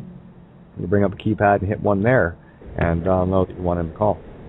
Right, got a quick question coming in from Lisa. She said, have you heard of a lady called Heidi Marie Schweimer in Germany? No, I have not. Apparently what she's doing regarding not using money is bartering and giving up material stuff that she has never ever been happier. An amazing lady. So, and that is Helga Marie Schweimer in Germany. So if you want to Google that, or if we end up with a link in the chat room, it'd be better. Yeah, if you could do that, it'd be great, you know. And absolutely. And even still, even the notion of barter, let's take it even further. Because the notion of barter is still thinking that you have some. Well, again, we have things of value. I'm gonna use my songs as a prime example. The songs that I have up online right now. Typically, any recording that I've done costs between $2,000 and $5,000 per song. Okay, in the studios. There's some in there that were done rather quick and just, you know, I was happy with the vocal and guitar thing, and I hadn't really got back to working on it. But if you figure that every one of those songs represents, and I've got lots in the studio, represents on average about $2,000. There's $30,000 worth of songs sitting up there that came out of my pocket to record. How much does it cost for you to download them? The message gets out, you see. You see, because a smile to me is priceless. And I go back to the story I said earlier with that other musician. How much were you willing to put into yourself? And this guy was getting paid for a gig, probably, you know, $500 for the night. He made money producing his own CD that cost him $2. You know, so how much value does someone put in their talent, their gifts that they're willing just to give away? You know, so we have a caller here, by the way, Tony. Area code 508. Let's get some people in here. I love when we get people in here. Area code 508, how are you doing? Oh, hello. Who we got? Is me on? Oh, of course I do. This is Jennifer. Jennifer? Can you hear me? I can hear you. Jennifer. I can hear you loud and clear, love. Oh, great. That's fantastic. I'm actually on your Facebook. Jennifer of the Cosmic Jungle. I know who you are. How you doing, hon? Good to talk to you. Hey, it's great to talk to you, too. I've been listening to you guys for a long time, and I've been listening to Santos Panacci for probably almost 2 years. And I'll tell you, I've had some really crazy synchronistic things happen to me in the last week or so. I mean, not that they haven't all my life, but it's been really interesting. My dad is kind of losing his memory, and he lives up in Maine. I'm in Massachusetts, and we had to go up and get some stuff out of his house and clean out his house because we had to take him down here to Massachusetts where we live. And my dad is such a pack rat. Wow, I mean, lots of stuff. And I came across these really fantastic dictionaries from 1937. Nice. And I had listened to you, saying that about, you got to get some old dictionaries if you want to know, And I just even looking in these, it's so incredible how different they are from what we have today. And also along with that was a big old Bible, with the picture of Jesus right on the front. And I said, can you imagine? I said, Santos would be saying, praise Jesus. Yeah, praise Jesus. Yeah, absolutely. Praise Jesus. Yes, and so I absolutely love you guys. I want you to know that. You're fantastic, Tony. Tony's new to me. I kind of was getting to know him a little bit after I found out about you. And I did all this time. I had been listening to Santos, and Bill Donahue and all this, and didn't even know about you. So I'm very happy. Probably 50 almost months I've been listening to you now. And I wanted to call in. And there's so many things that I've been able to say to you guys so many times, and just happens. I'm an introvert too, and so there's a lot that I would like to share, and I kind of wanted to go across something that happened. My mom passed away about 1.5 years ago, and I was born in 1967, right during the Summer of Love, July 13th. And, so I really have quite an interesting chart. And my mom was born on May 21st, 1937. And my mom was a psychic, and she was on a radio talk show in Boston when I was a little kid, when I was a little girl. And she did, it was a show with Larry Glick. It was on WBZ. It's a very popular station in this area, and it's still going today. And many of the people, obviously, that were involved have passed on now. And do I still have you? Oh, yeah, absolutely. Keep going, hon. Don't worry about it. You're there. It's fantastic. Great. Keep going. So, she was the midnight psychic, and she got involved with, all sorts of people. And this one guy that she got involved with was, a detective in Boston, and he worked on, murder cases and stuff, and he would, go to my mom to get information from her. And she really wasn't comfortable there because, she saw a lot of things she didn't really want to see. And it's kind of, that's, the sad part of being a psychic is that, you sometimes see things you really don't want to, or you find out things about people that you really don't want to know. And so I also am psychic, but I kind of lost it, going through life. I suppose they kind of take part of that away from you if they can. And so I'm regaining it now, which is exciting. But my mom was involved with this fella called Newton Dillaway. Do you know who I'm talking about? He's familiar. Written some books. All right. This is really, really cool. What happened? I had this spiritual breakthrough over the weekend because of the stuff that happened with my dad and my sister and all this other stuff, family stuff, which is really good. I'm a very, very positive soul. I see us really, taking this all down and changing this world, and I always have since I was a little kid. I never understood school. I always thought the teachers were they were dumb, and a lot of them, and I'm wow, they don't really know what they're talking about. And I homeschool my son. I have 2 sons. One's 23, one's 11, and it's the best choice I ever made. He's been home for almost 2 years now, and best thing I ever could have done. And so my stepdad today gave me this packet full, because I said, hey, can I have my mom's birth certificate? I want to do some stuff with her, chart, and I want to, I just want to have it, and I want to look through some things, and do you have her chart? Do you have any information? Well, he went digging for me. He's such a great guy, and he went through all kinds of stuff, and he found letters from this Newton Dillaway, and I really wanted to share, an article that I had here. There's a few articles in here, and they're really cool, and this is from, information from, the early 70s, but they're talking about, these people that knew this stuff about this energy healing and how we, can do this, and how it was going to be, the big thing of the world, and you can obviously know, it was repressed, but, stuff from, 1934, from 1803, and these letters are just, fantastic. Oh, you've got my interest. Share one. Absolutely. Old stuff, and I'm like, oh, my God, I can't believe this. I was crying today reading this stuff because I have been studying, all of the sacred geometry. I have been studying, I'm a very excitable person, by the way, if you can't tell. But I've been studying, Don Volo Melchizedek. I even went and I did, I activated my light body, and I don't know if it was the right thing to do or the wrong thing to do, but a lot of things have happened since then that have been, really incredible.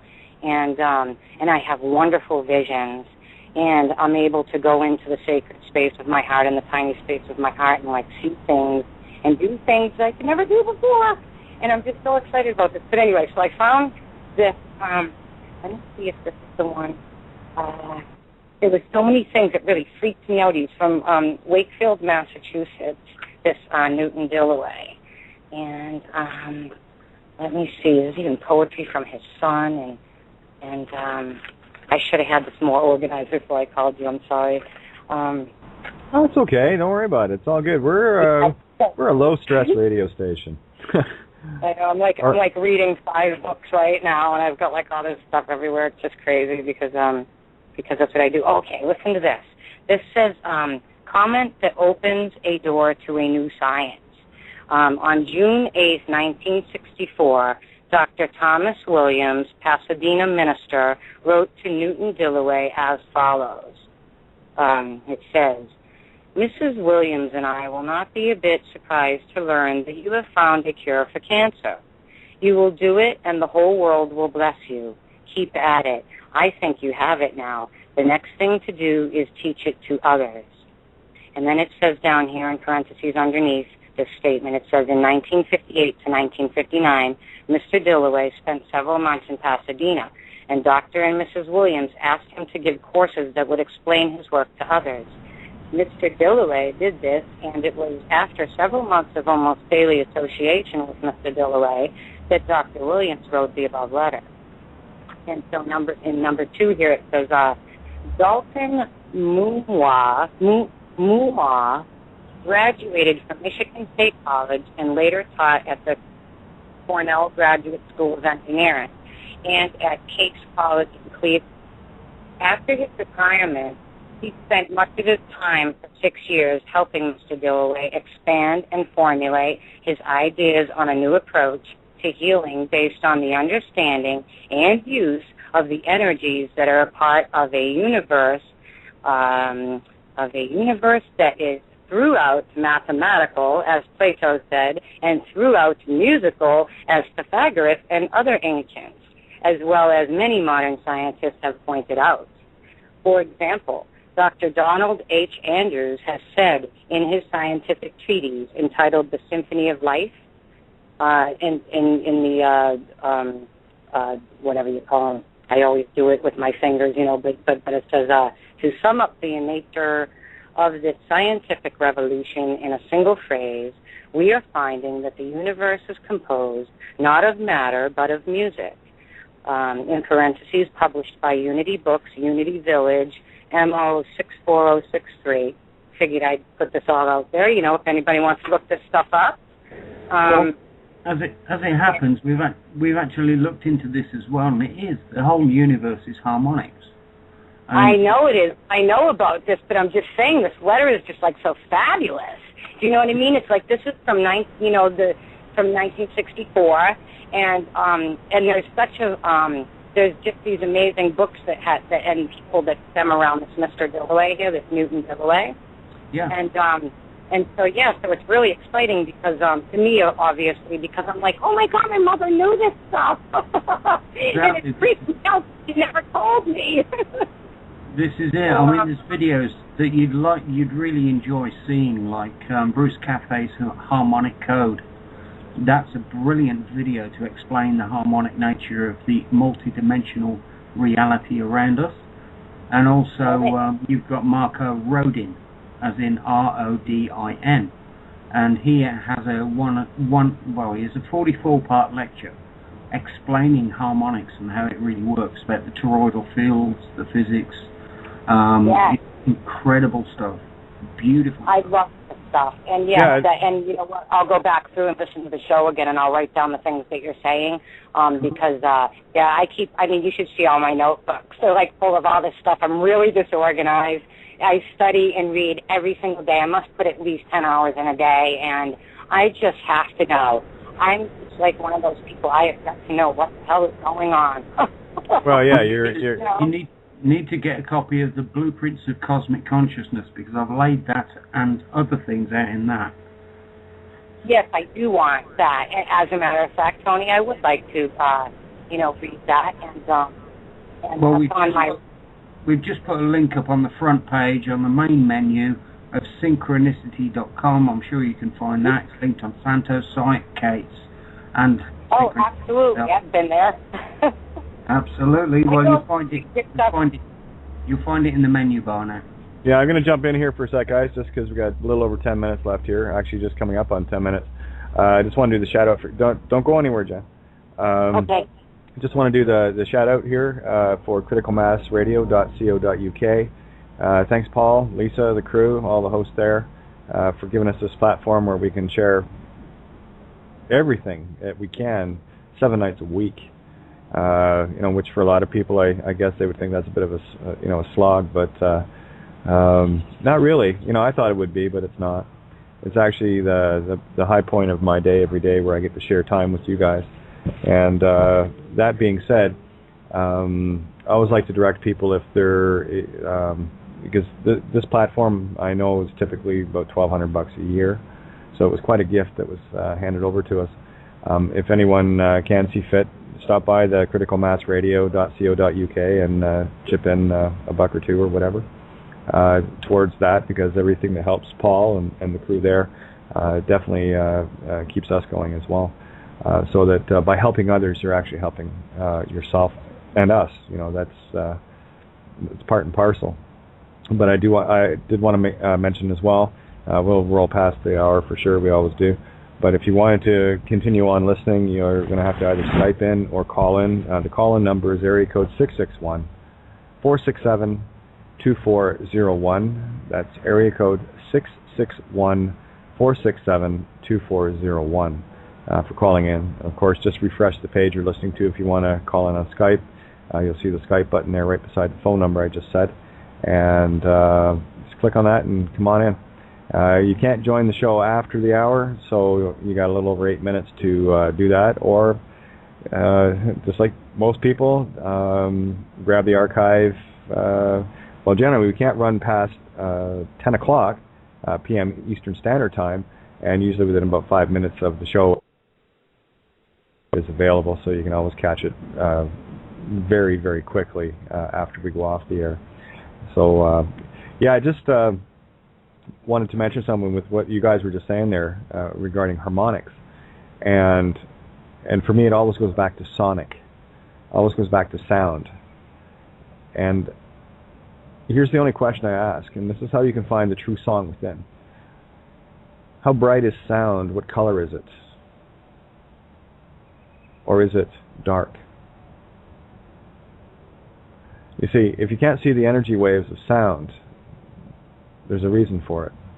Because sound will forever be the invisible spectrum. It will forever be that which we create from. And that's why I've spent so much time and been so diligently ramming it down people's throats regarding what you say matters, literally. This is a harmonic universe. without question. And that which you utter, you create. And we go back to the early part of the show with the 15 items there. All of those things will require, at one point or another, you opening your mouth and spewing something forth. And my grandfather used to tell me, if you got nothing good to say, then don't say anything.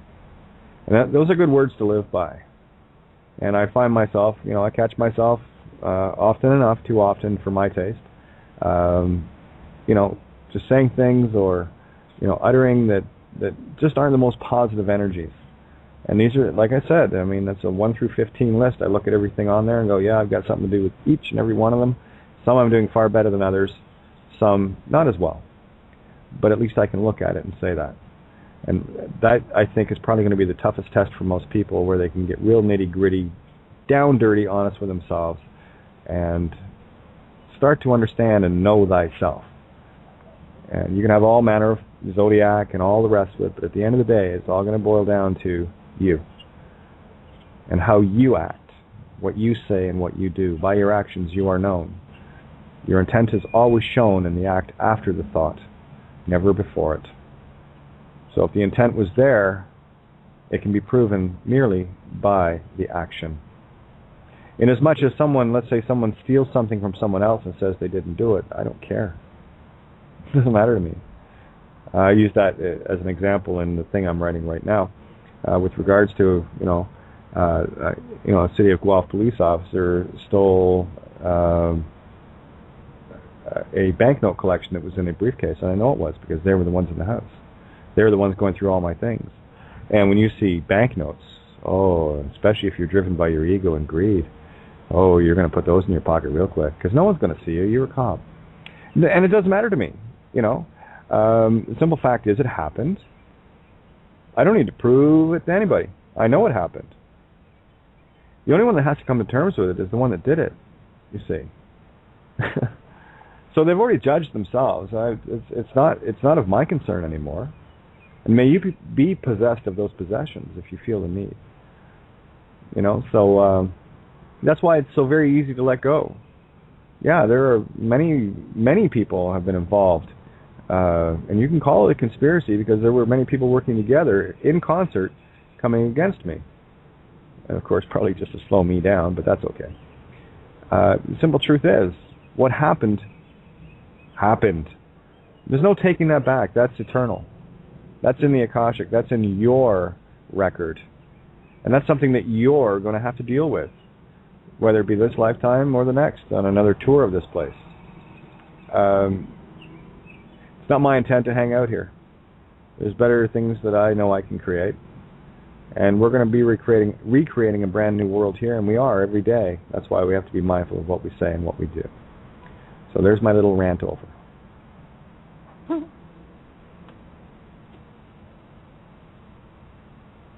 Go ahead, guys. We got 3.5 minutes here before we go off the air, and then we'll roll into the recording. So carry on, Jen.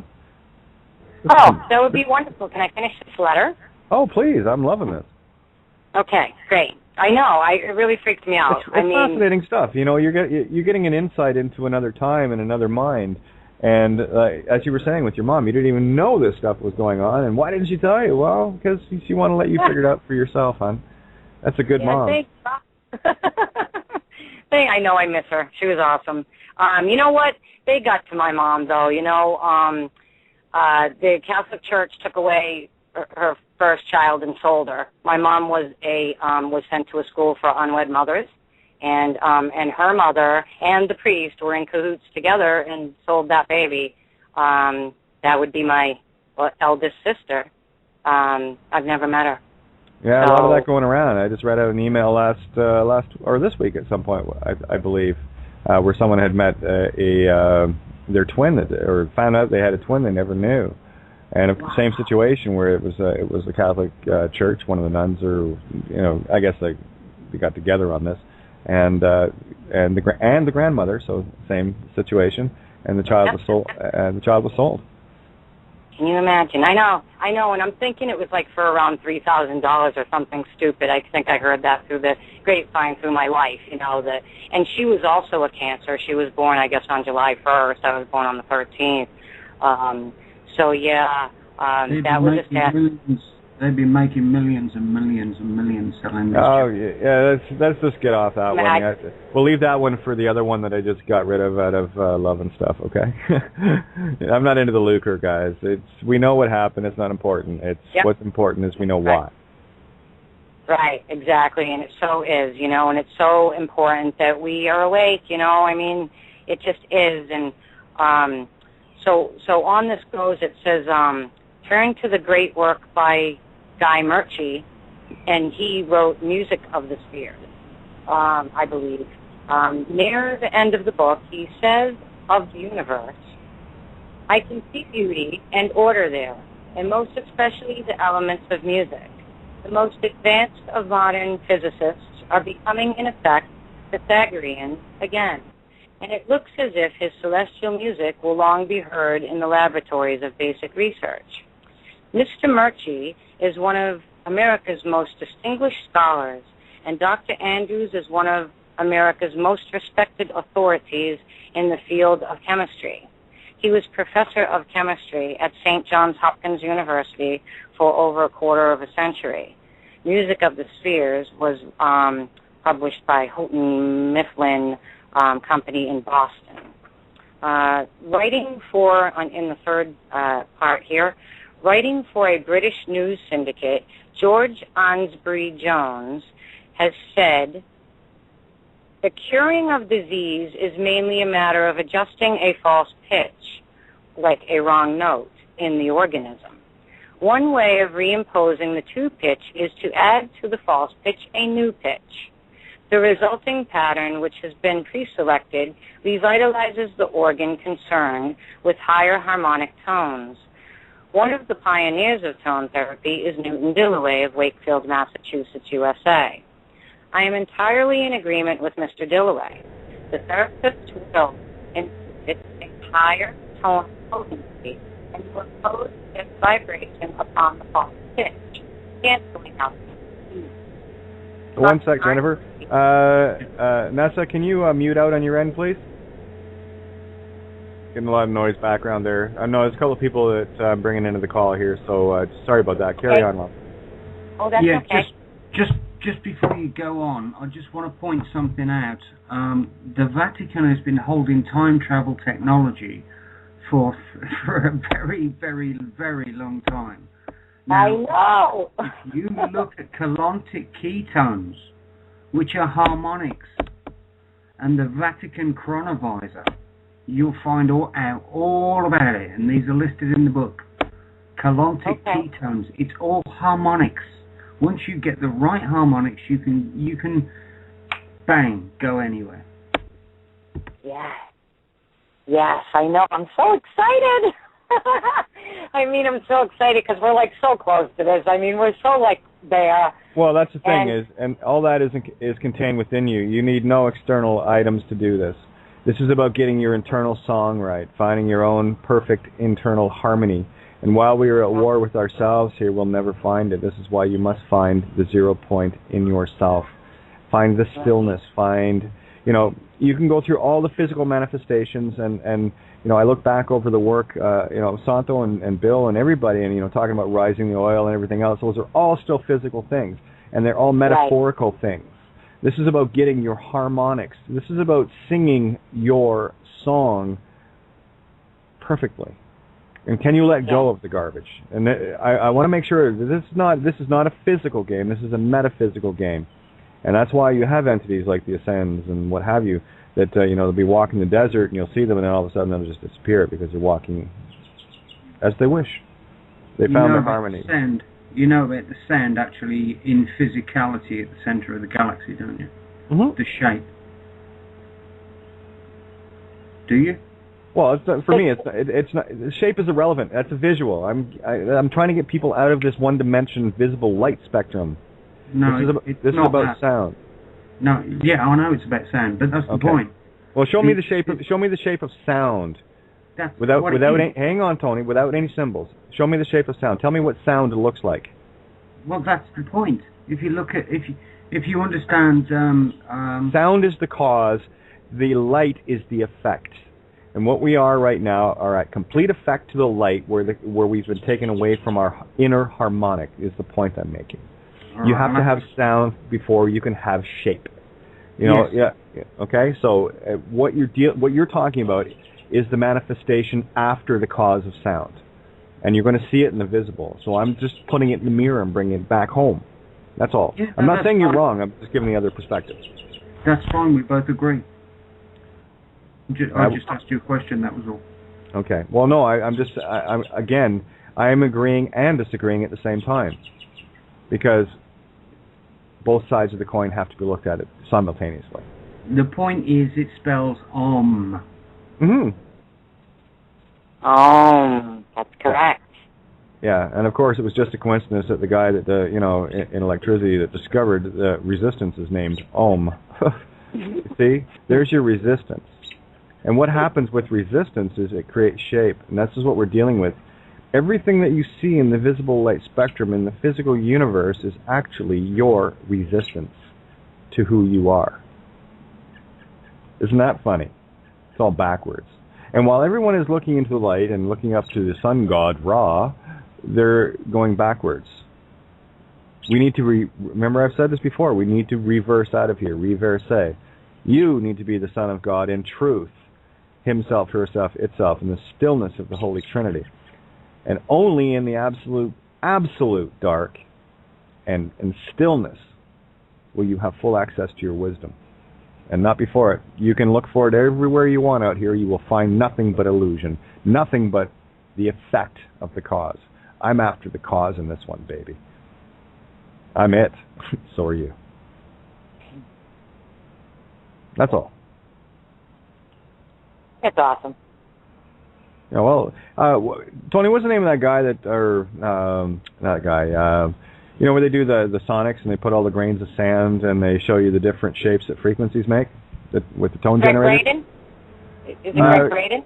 Yeah, I'm sure Braden has done it, but people have probably seen the video, when frequencies go up, the shapes all change. Yeah, somatics. Yeah, the somatics, exactly. What you're seeing there are the effects of sound. So those are not the cause, and we're staring at the effects instead of being the cause. Is what I'm saying.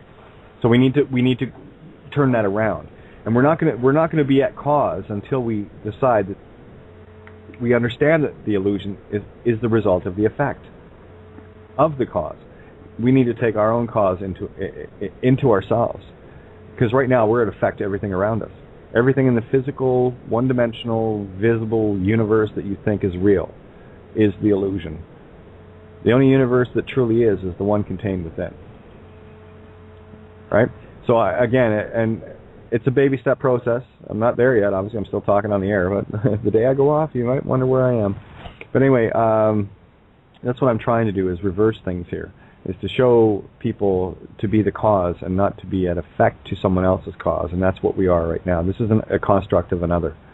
And we've joined into the game to experience that effect. And eventually we tire of it, and we always have our own key home, right? And the key is contained within you. And it's when you come to that realization of going, oh yeah, well this is fun. No, I think I'm going to try something else, because I know I can create universes myself and be a part of something else, and it doesn't really matter. We have forever, and we're going to play and play and play. We're kids. Works for me. Are we still on the air here, or what? Yeah, I'm still here. Oh, okay. No, everything got quiet there. Okay, baby rant over.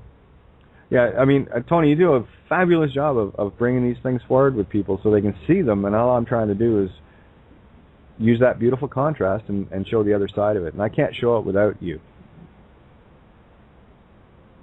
Oh, absolutely. You and Santos and Tony are like wonderfully synchronistic. I mean, it's just, and I laugh sometimes when I look at, or listen to the three of you, because, it's like, wow, you found each other, and you're making it work, and you all bring something so huge to the table, and it's the same stuff, but it's unique in its own way, and it's really amazing, I love about Tony, because he's into all of the into the, healthy foods and the healthy things that we're supposed to be doing for our body and, to help us, be healthier and whatever it is that... That's his role. That's the grounded Taurian. This is the whole thing. This is the contrast. And you've got the Aryan fire of Santo Bonacci, and then of course you've got the flighty, airy, fairy Gemini me.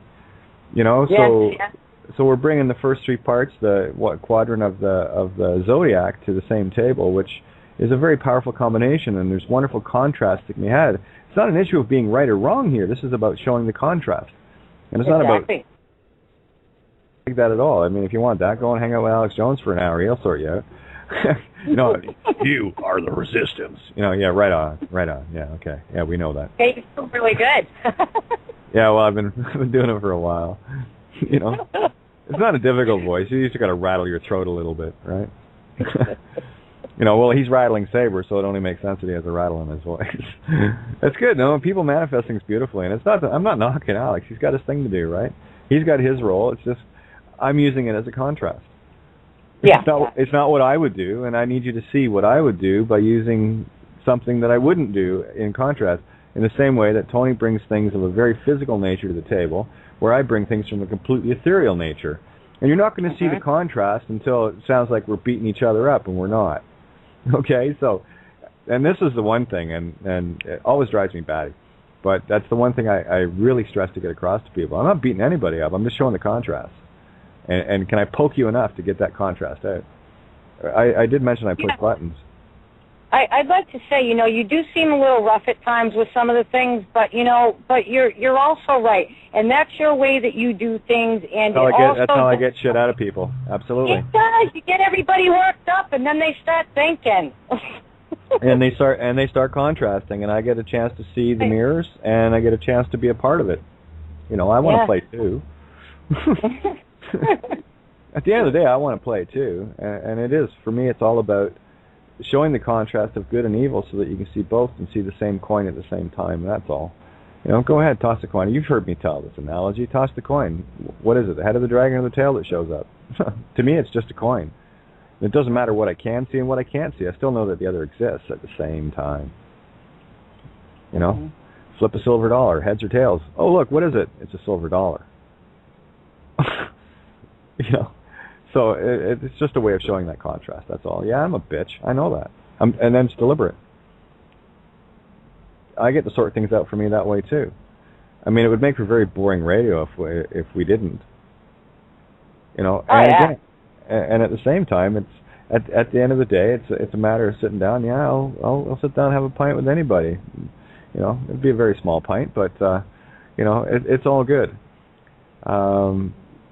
We got to know that we can get to the coffee table, reach across, and want to wring each other's throats out. And at the end of it, laugh. Because what happens as a net result of all of this? This is the joy and beauty of this. At the end of it, we get a really cool little nugget of truth out of it. And if you want to dig for that's why you won't find gold scattered all over the grass. Okay. And I'm going to use this as an analogy, not as a sense of wealth or value, because people understand this. But in order to get, to hit the mother lode, you got to dig a little bit. And you're going to get dirty, and you're going to get cut up. And you're going to get frustrated because you're looking for gold, and, you lose the vein, and you can't find it anymore. And then you're going to hack and hack and hack away at something, and you're going to feel despair and all the rest of it. And then eventually, that one little pick that you throw into the stone, and all of a sudden, there it is, that glistening vein shows up again. And then, of course, you follow that trail as well. So this is about, we are mining our own futures here. And this is how we do it. I have mentioned about they're here to mine our aura, okay? And we have to decide whether we're going to be mined or be very good miners of our own. And I just took the pickaxe back. Thanks very much. I'll dig for my own, thanks. I'm good. And not everyone's going to agree with me, and that's a good thing. Because if they did, it'd be, again, very boring, and you won't learn anything. And I'm not going to agree with everybody either. I'm going to sit with what resonates, and as soon as something doesn't resonate, I'll tell you, it feels like a gut punch, and I jump. Because that's my cue. Wait a minute. Let's have a look at it from this perspective. And that's it. And I talk too much anyway. I'm just wondering if, Nessa, if you want to make any comments here, hon? Or are you just sitting in to listen? Better check my Skype. Nessa, are you there? Yeah, can you hear me? Yeah, absolutely, yeah. And we have had the pleasure of meeting. Oh, yeah, quite a while ago. That's been a while. Yeah, it has been. You know what? Tonight you have resonated so much with so much that's been going through my head. You've been blowing me away. First and foremost, my name is Vanessa. In Greek, it's butterfly. Oh, isn't that cool? So, like, so much of what you said has resonated. And, it's been a great show tonight. You know what? You just made a very valid, beautiful point. You see, not every night am I going to be talking to everyone, but I guarantee you I'll be talking to someone. Oh, you spoke to me tonight.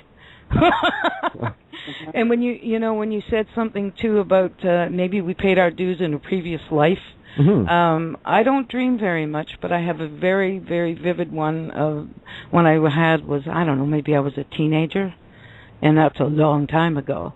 At least 6 months ago. At least 6 months ago. And I remember being trundled off in a wagon full of straw with my hands behind my back. And that's all I remember about the dream. And it's just everything you've said tonight resonates. Pretty amazing. Are you still there? Am I still there? Yeah, you're there. I just mute out when people are talking because the birds sound great tonight, by the way, guys. I don't know if you can hear them or not, but they can get rather rambunctious, and what happens is that sound coming in can interfere with you guys talking, so that's why I always mute. So carry on. And jump in, guys. I've said enough.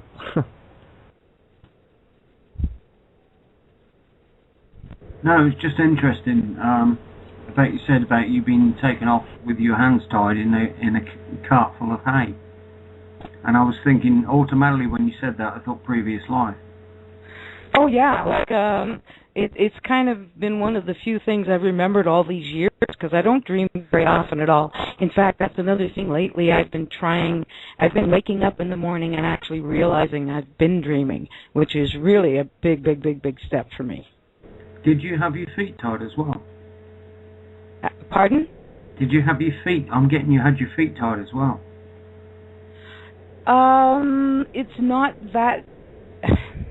It's just such a vague recollection. I just remember I felt like I was in one of those old movies with the funky wagon with the straw, and I was standing up, and I had hands tied behind my back, and I was being wheeled off. And that's all I really remember. Yeah, okay.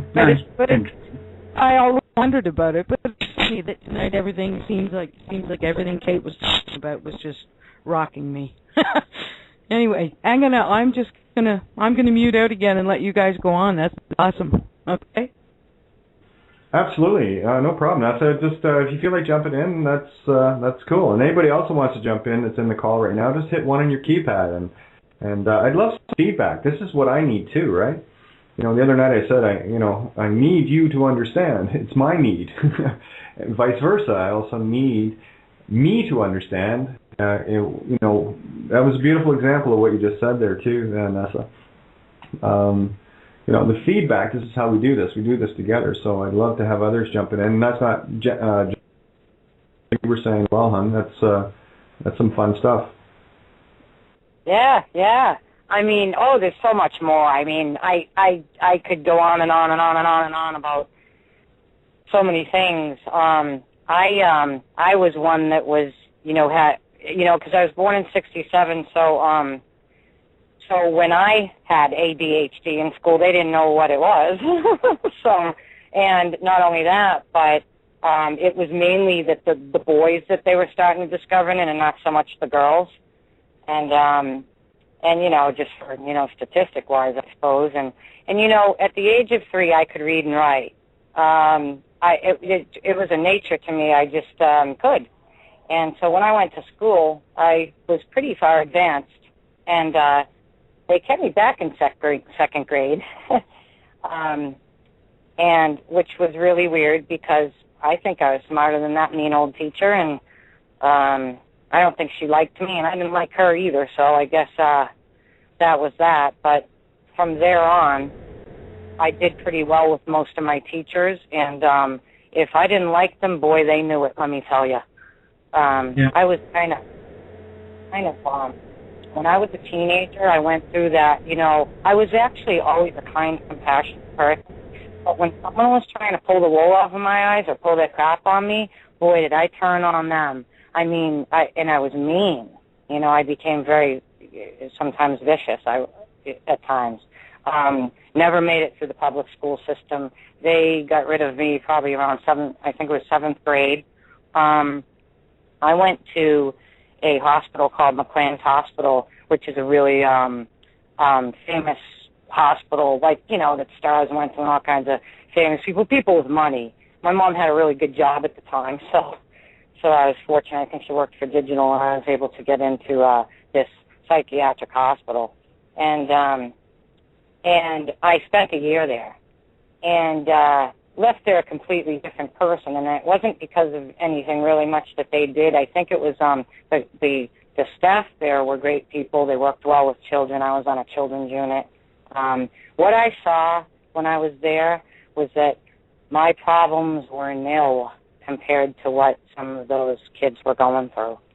And it really gave me a different perspective on who I was.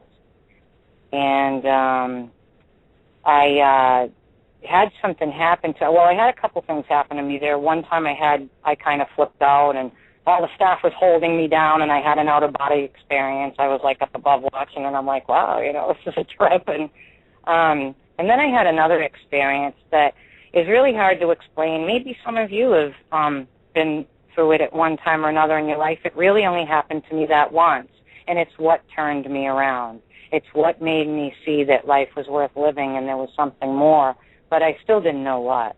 But I was with a counselor, and I was having some issues, and I sat with this person, and I was just so upset that day, and I went into a state of I would call it nothingness, where I was just and it was darkness too, and I felt like I didn't exist, or I didn't know why I existed, or there was no point in me existing. It was kind of that kind of feeling. It was really deep. It was scary, actually, to feel that empty inside, I think is what it was. And it didn't last long.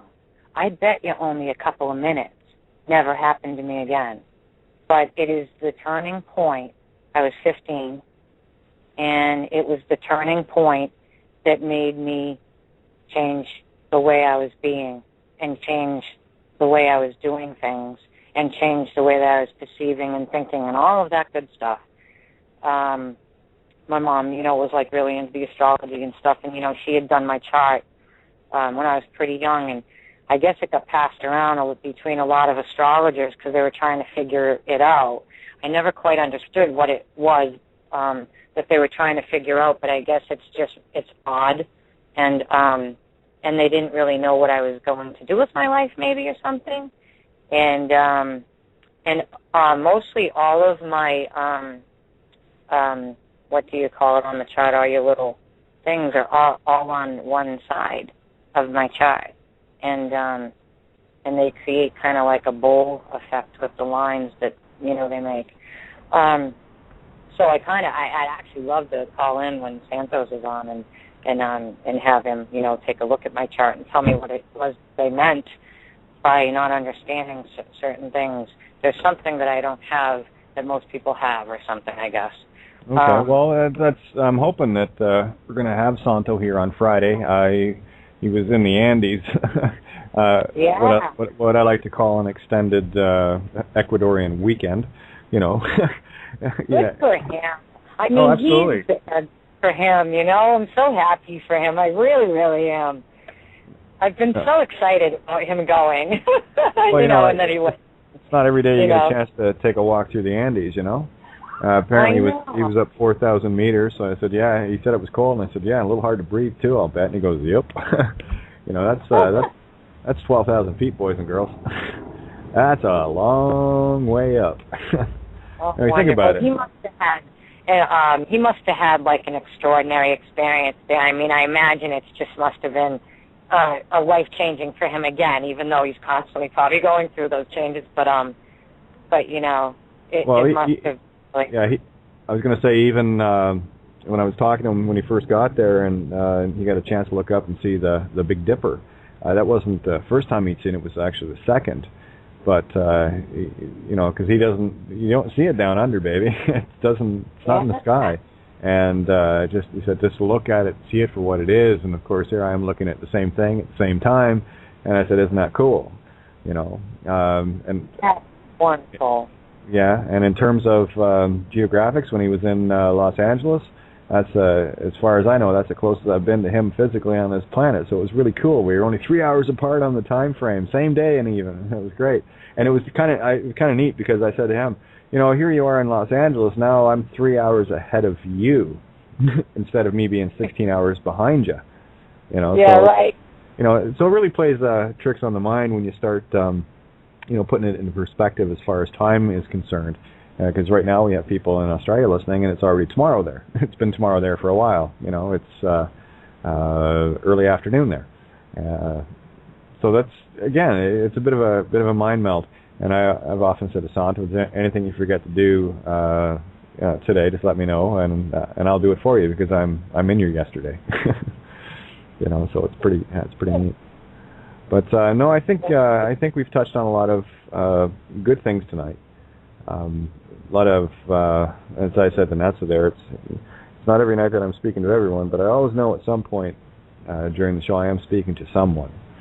And all that is for me is proof of resonance, and that, you know, if everybody, including myself, I always get something out of these, get something out of it, then we're all vibrating at that you know, resonant frequency. And the game here, as I've been saying for a while, is keep those vibes high. Emotions. And that's probably, for me, that's been my biggest battle, you know, reining those puppies in, where I don't let intent loose anymore. Oh, you'll hear me go off, but that's drama. It's pure, utter drama, and again, it's like I want to get to you. I don't care about that tricky little bastard, and I'll take every manner of chainsaw. And what's the latest, Tony? Yeah, the purple unicorn vibrating chainsaw to it every time, every single time. And I do it with love.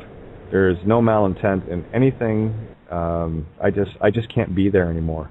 I cannot wish harm. I mean, you know, it gets to a point where it's like I can't even swat a mosquito. I just, you know, get lost, and I make agreements with these entities. You know, that's the mosquito realm, and then there's the black fly realm, and everything else, and they're all a separate consciousness. So you kind of let them know that I have no intention to harm you. If you have an intention to harm me, then universe will deliver back to you that which you have wished upon yourself. And the story. Chances are, my sting will be probably a little bit more difficult for you to deal with than yours with me. So, just for reference on that note, Kate, I actually knew a guy that was a incredibly well trained chef, and I'm mentioning this for a reason now, but it won't make sense for another couple of months. The point being, what he actually did, he went through a process. And when he went through this particular process, he is a trained chef, a Cordon Bleu chef, etc., trained at some of the top places in the world. And he had to drive all the way to the seaside on one particular occasion because he went through a process and released mussels back into the sea because he couldn't bring himself to cook them. And he was a Cordon Bleu chef, or whatever you call them. Yeah, that totally makes sense to me. Totally makes sense to me, and it's like I look at everything in that light. It's people get to that point. We have another caller, by the way, guys. Just somebody popped in here, so I'm going to bring them in with us. Okay, so area code. Let me see. I've got the mouse working here. Is it actually working? No, it doesn't seem to be. Oh yeah, there it goes. Area code 937. Let me see. Did it get? Yeah, it looks like. There you are. Okay. Hey, how's it going? Okay, it's Vincent. Good evening, Kate and Tony. How you doing? Good. How are you? Good to hear your voice, my friend. Not too bad. You mentioned mosquitoes, and I was going to hit the one about 10 or 15 minutes ago, and I thought, nah, I don't want to tell her. I don't want to tell Kate this, but I'm going to tell you a quick 10-second story, and then I want to ask you a quick question, if you don't mind. Sure, please. Okay. I spent the day outside from about 1:45. Then I was listening to the show on the computer out on the back patio.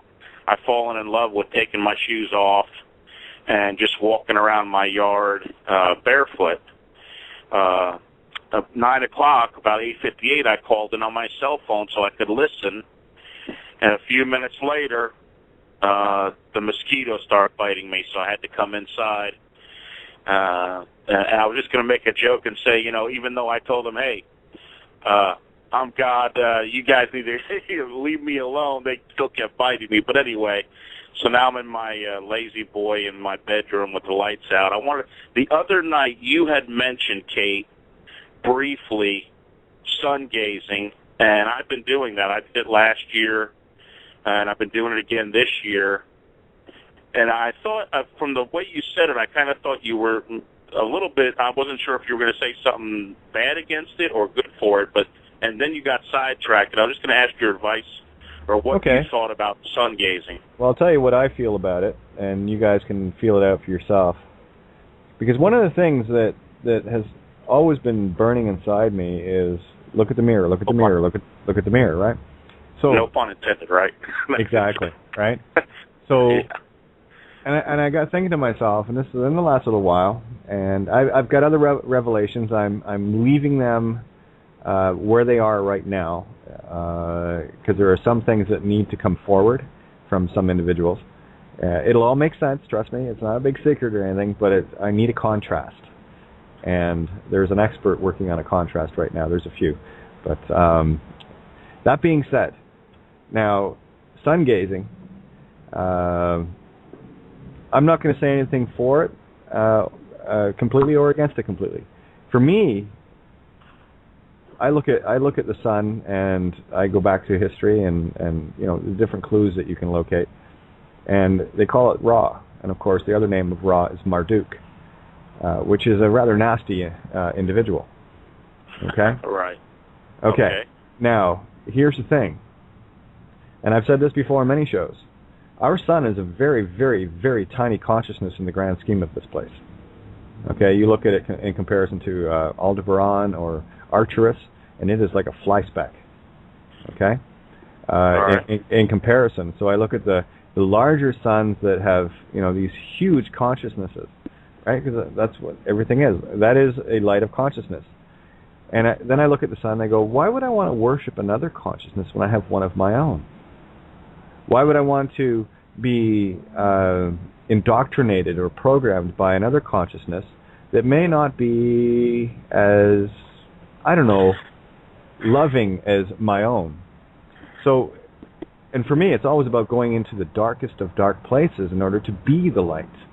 So I don't worship the light. I choose to be it instead, in that my consciousness is equal to all other consciousness. And the only thing that would make anyone into a slave is believing that something outside of them is master.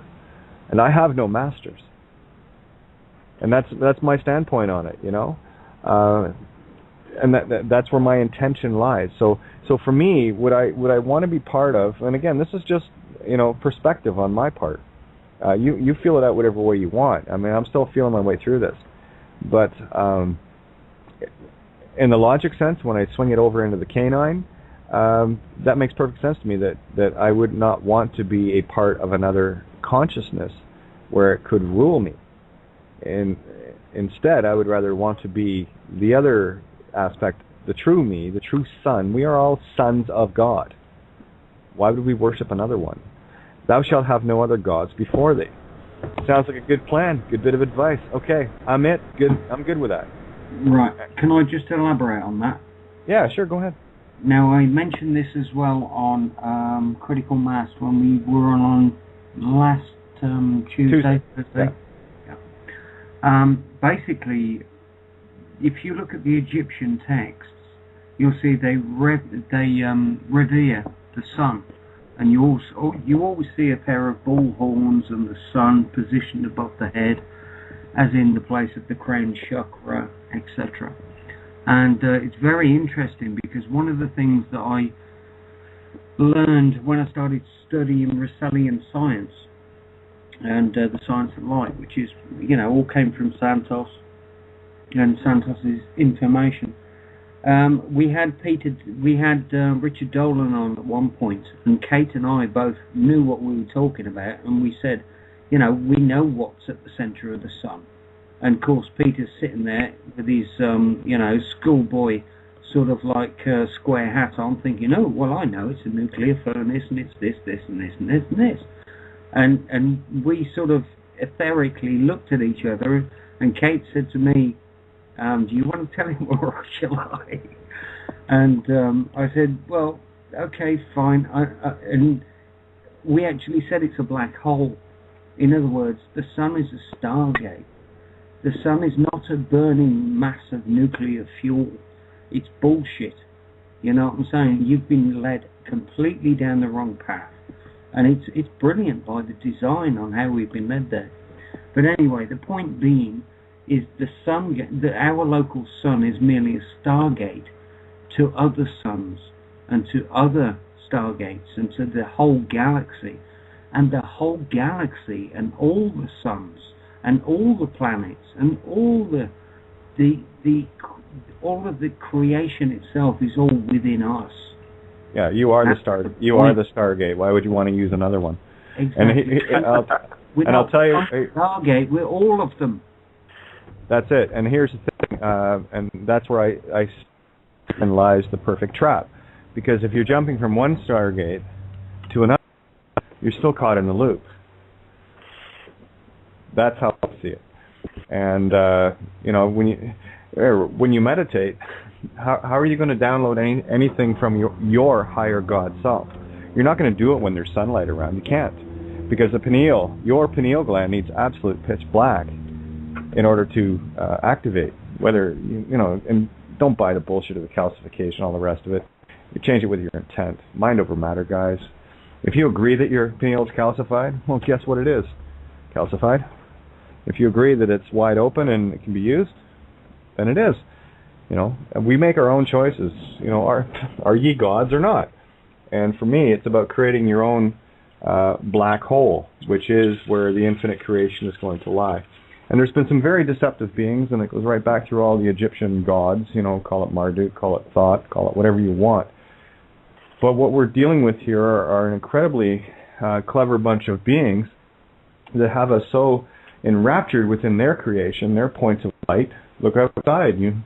Try to find the dark without seeing a spot of light somewhere to distract you. You see what I'm saying? So yes. Again, for me, it's mirror. So put it in the mirror. How did I find truth? By going into the brightest, shiniest places or the darkest? I found it in the darkest because I went after the Vatican. That was the darkest thing I could see on this planet. And well, it's funny you say that because you started saying that a few nights ago about getting in the dark place, even in the bathroom. And I noticed right after you said that, I thought a day or so later, just this week, you were saying something about if you got to go in the bathroom, go in the bathroom. Well, we have 2 bathrooms in my house, in the house I live in here in Dayton, and I noticed that one of the bathrooms, I'll go in there to take a shower, and if I close the door all the way and have the light off, it is pitch black. I can't see anything. So what I've been doing is I'll be outside for a while and walking around for a few hours and stuff and just listen, not listen to anything, nice and quiet. And then I'll come in and I'll get in the shower and I'll turn all the lights off in the bathroom, and it's pitch black, just like you were saying. That's what I've been doing the last couple of days. So, but I don't know I forget where I heard about sun gazing, and I even believe Santos had mentioned it a year or so ago. I heard him say something about he likes to go out and do it. So I was starting to do it, but I just thought I wanted to ask your advice on it. So thanks a lot for what you said. Well, no worries. I mean, I'm only going to share that which resonates with me, and again, come at it from the right hemisphere of creative, and be different in your approach to it, and then at the same time take it in full balance with the left brain. This is about using left and right together, electromagnetic, and taking that flurry of creation and codifying it where it makes sense. And what are they? And I was talking with a friend again today about this. What is this penchant need for system? I'm speaking Hollywood in particular here, to get everyone so terrified of the dark. As a child, it's they'll tell you, point. They'll tell you the boogeyman's under the bed, and then in the dark places and all the rest of it. They make you terrified of the dark places. And when I see something like, if they're trying to ingrain a fear of some kind, then it's obviously the perfect trap, because that which we're most afraid of, we will never go near. So this is the biggest reason why we have to overcome our fears. And we have to overcome our programs. And they are rampant on this planet. If but one shall awaken. And for me, it is the one that can go into the darkest, find their own light. Game over. I've got to admit, Kate, that is fucking brilliant.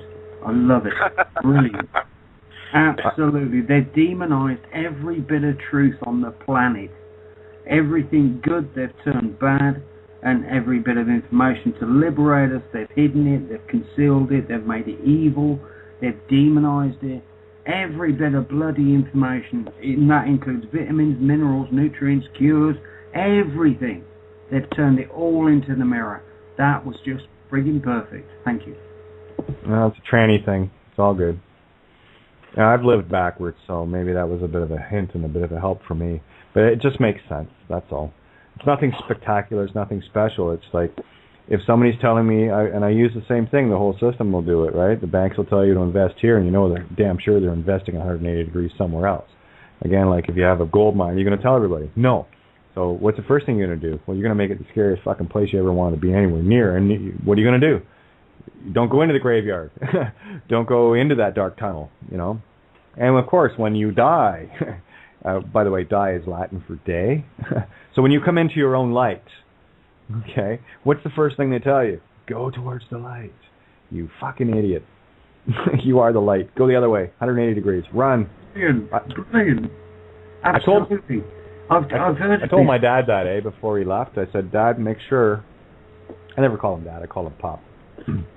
I said, Pop, make sure that when you cross over, don't go into the light. Yeah, don't go to the light.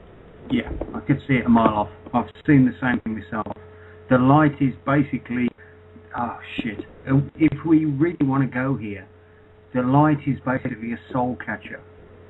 And this is the soul catcher that has kept us trapped here for all this time. Now we're getting somewhere. This one has been resonant with me for most of my life. Yes. And it's based on the moon, of all places. I think we better do this off air, because it goes way deeper than this. Yeah, well, here, now you'll start to understand why they worship Lucifer. Lucid iron, basically, Luciferus, right? So it makes total sense. They're worshiping the Anu in the Orion Nebula, which is where all the light and stars are pouring forth. Of course they're going to worship the light. Of course, points of light. Right.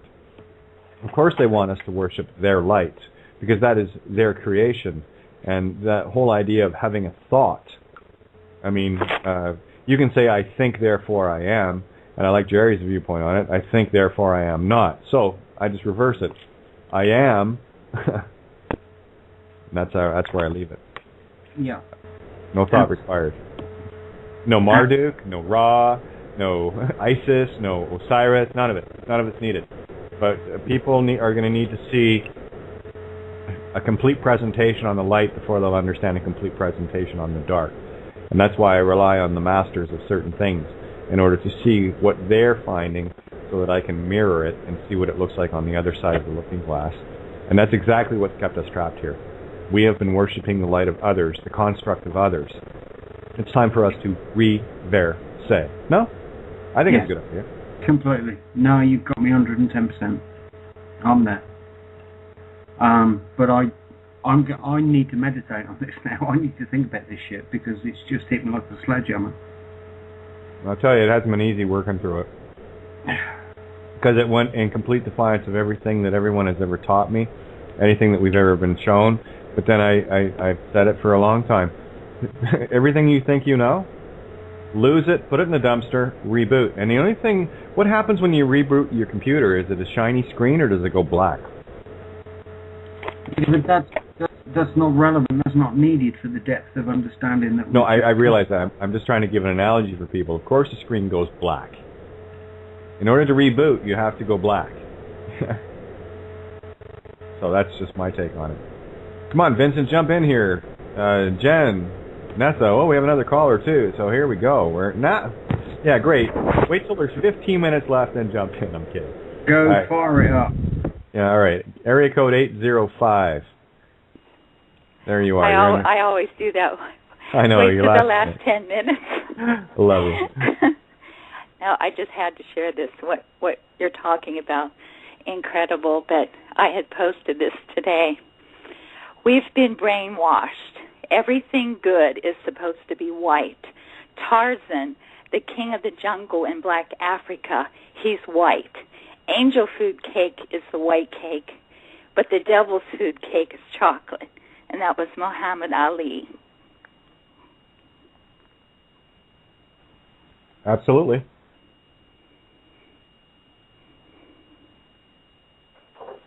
I think we need to do a show on contrast. Yes? Everything's inside out and upside down. That's how we were taught. I've been kind of saying that for a while, huh? Yeah. I think it's finally sinking in. This is awesome. This is beautiful. You know, we do this together. So let's all get real dark real quick. Yeah. Kate, Go ahead. Listen, I guess it was about a year ago I listened to Robert Morningsky, and something he said really resonated with me. And he said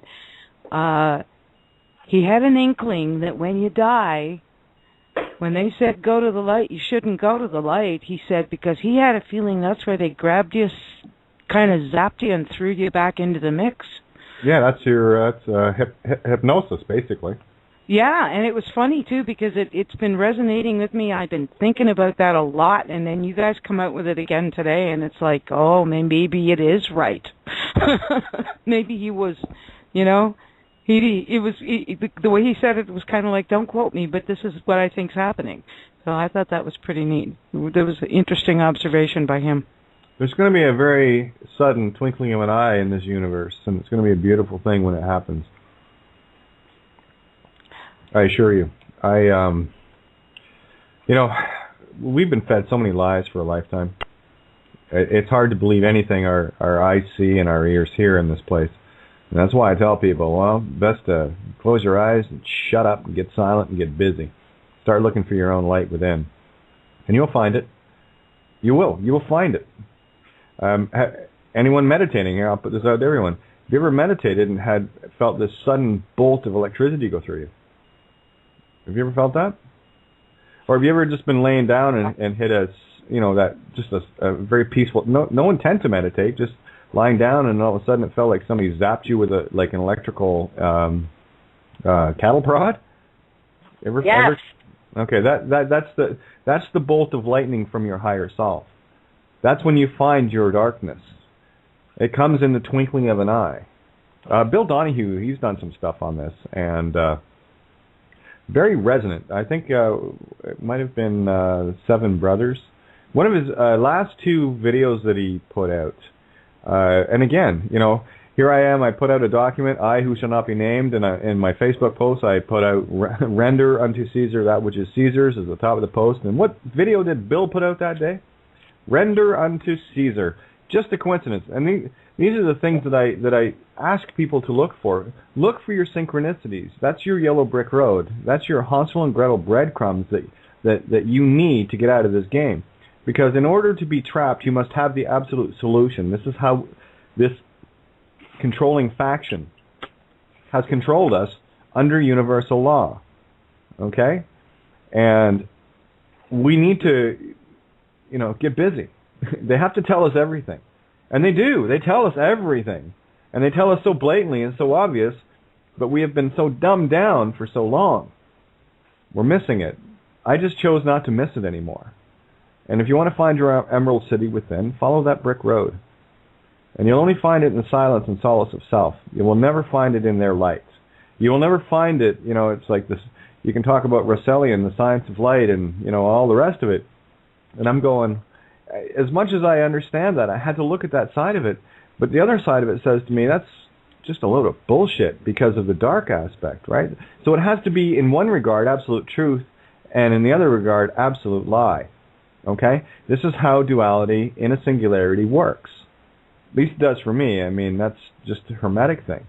And they will tell you, and you will play this circuit as long as you want. You can play in the physical game thinking you can solve things physical here and that, but you're still caught in that one dimension of visible light and what we deal with in the physical realm here. Okay. I am looking for the hidden things.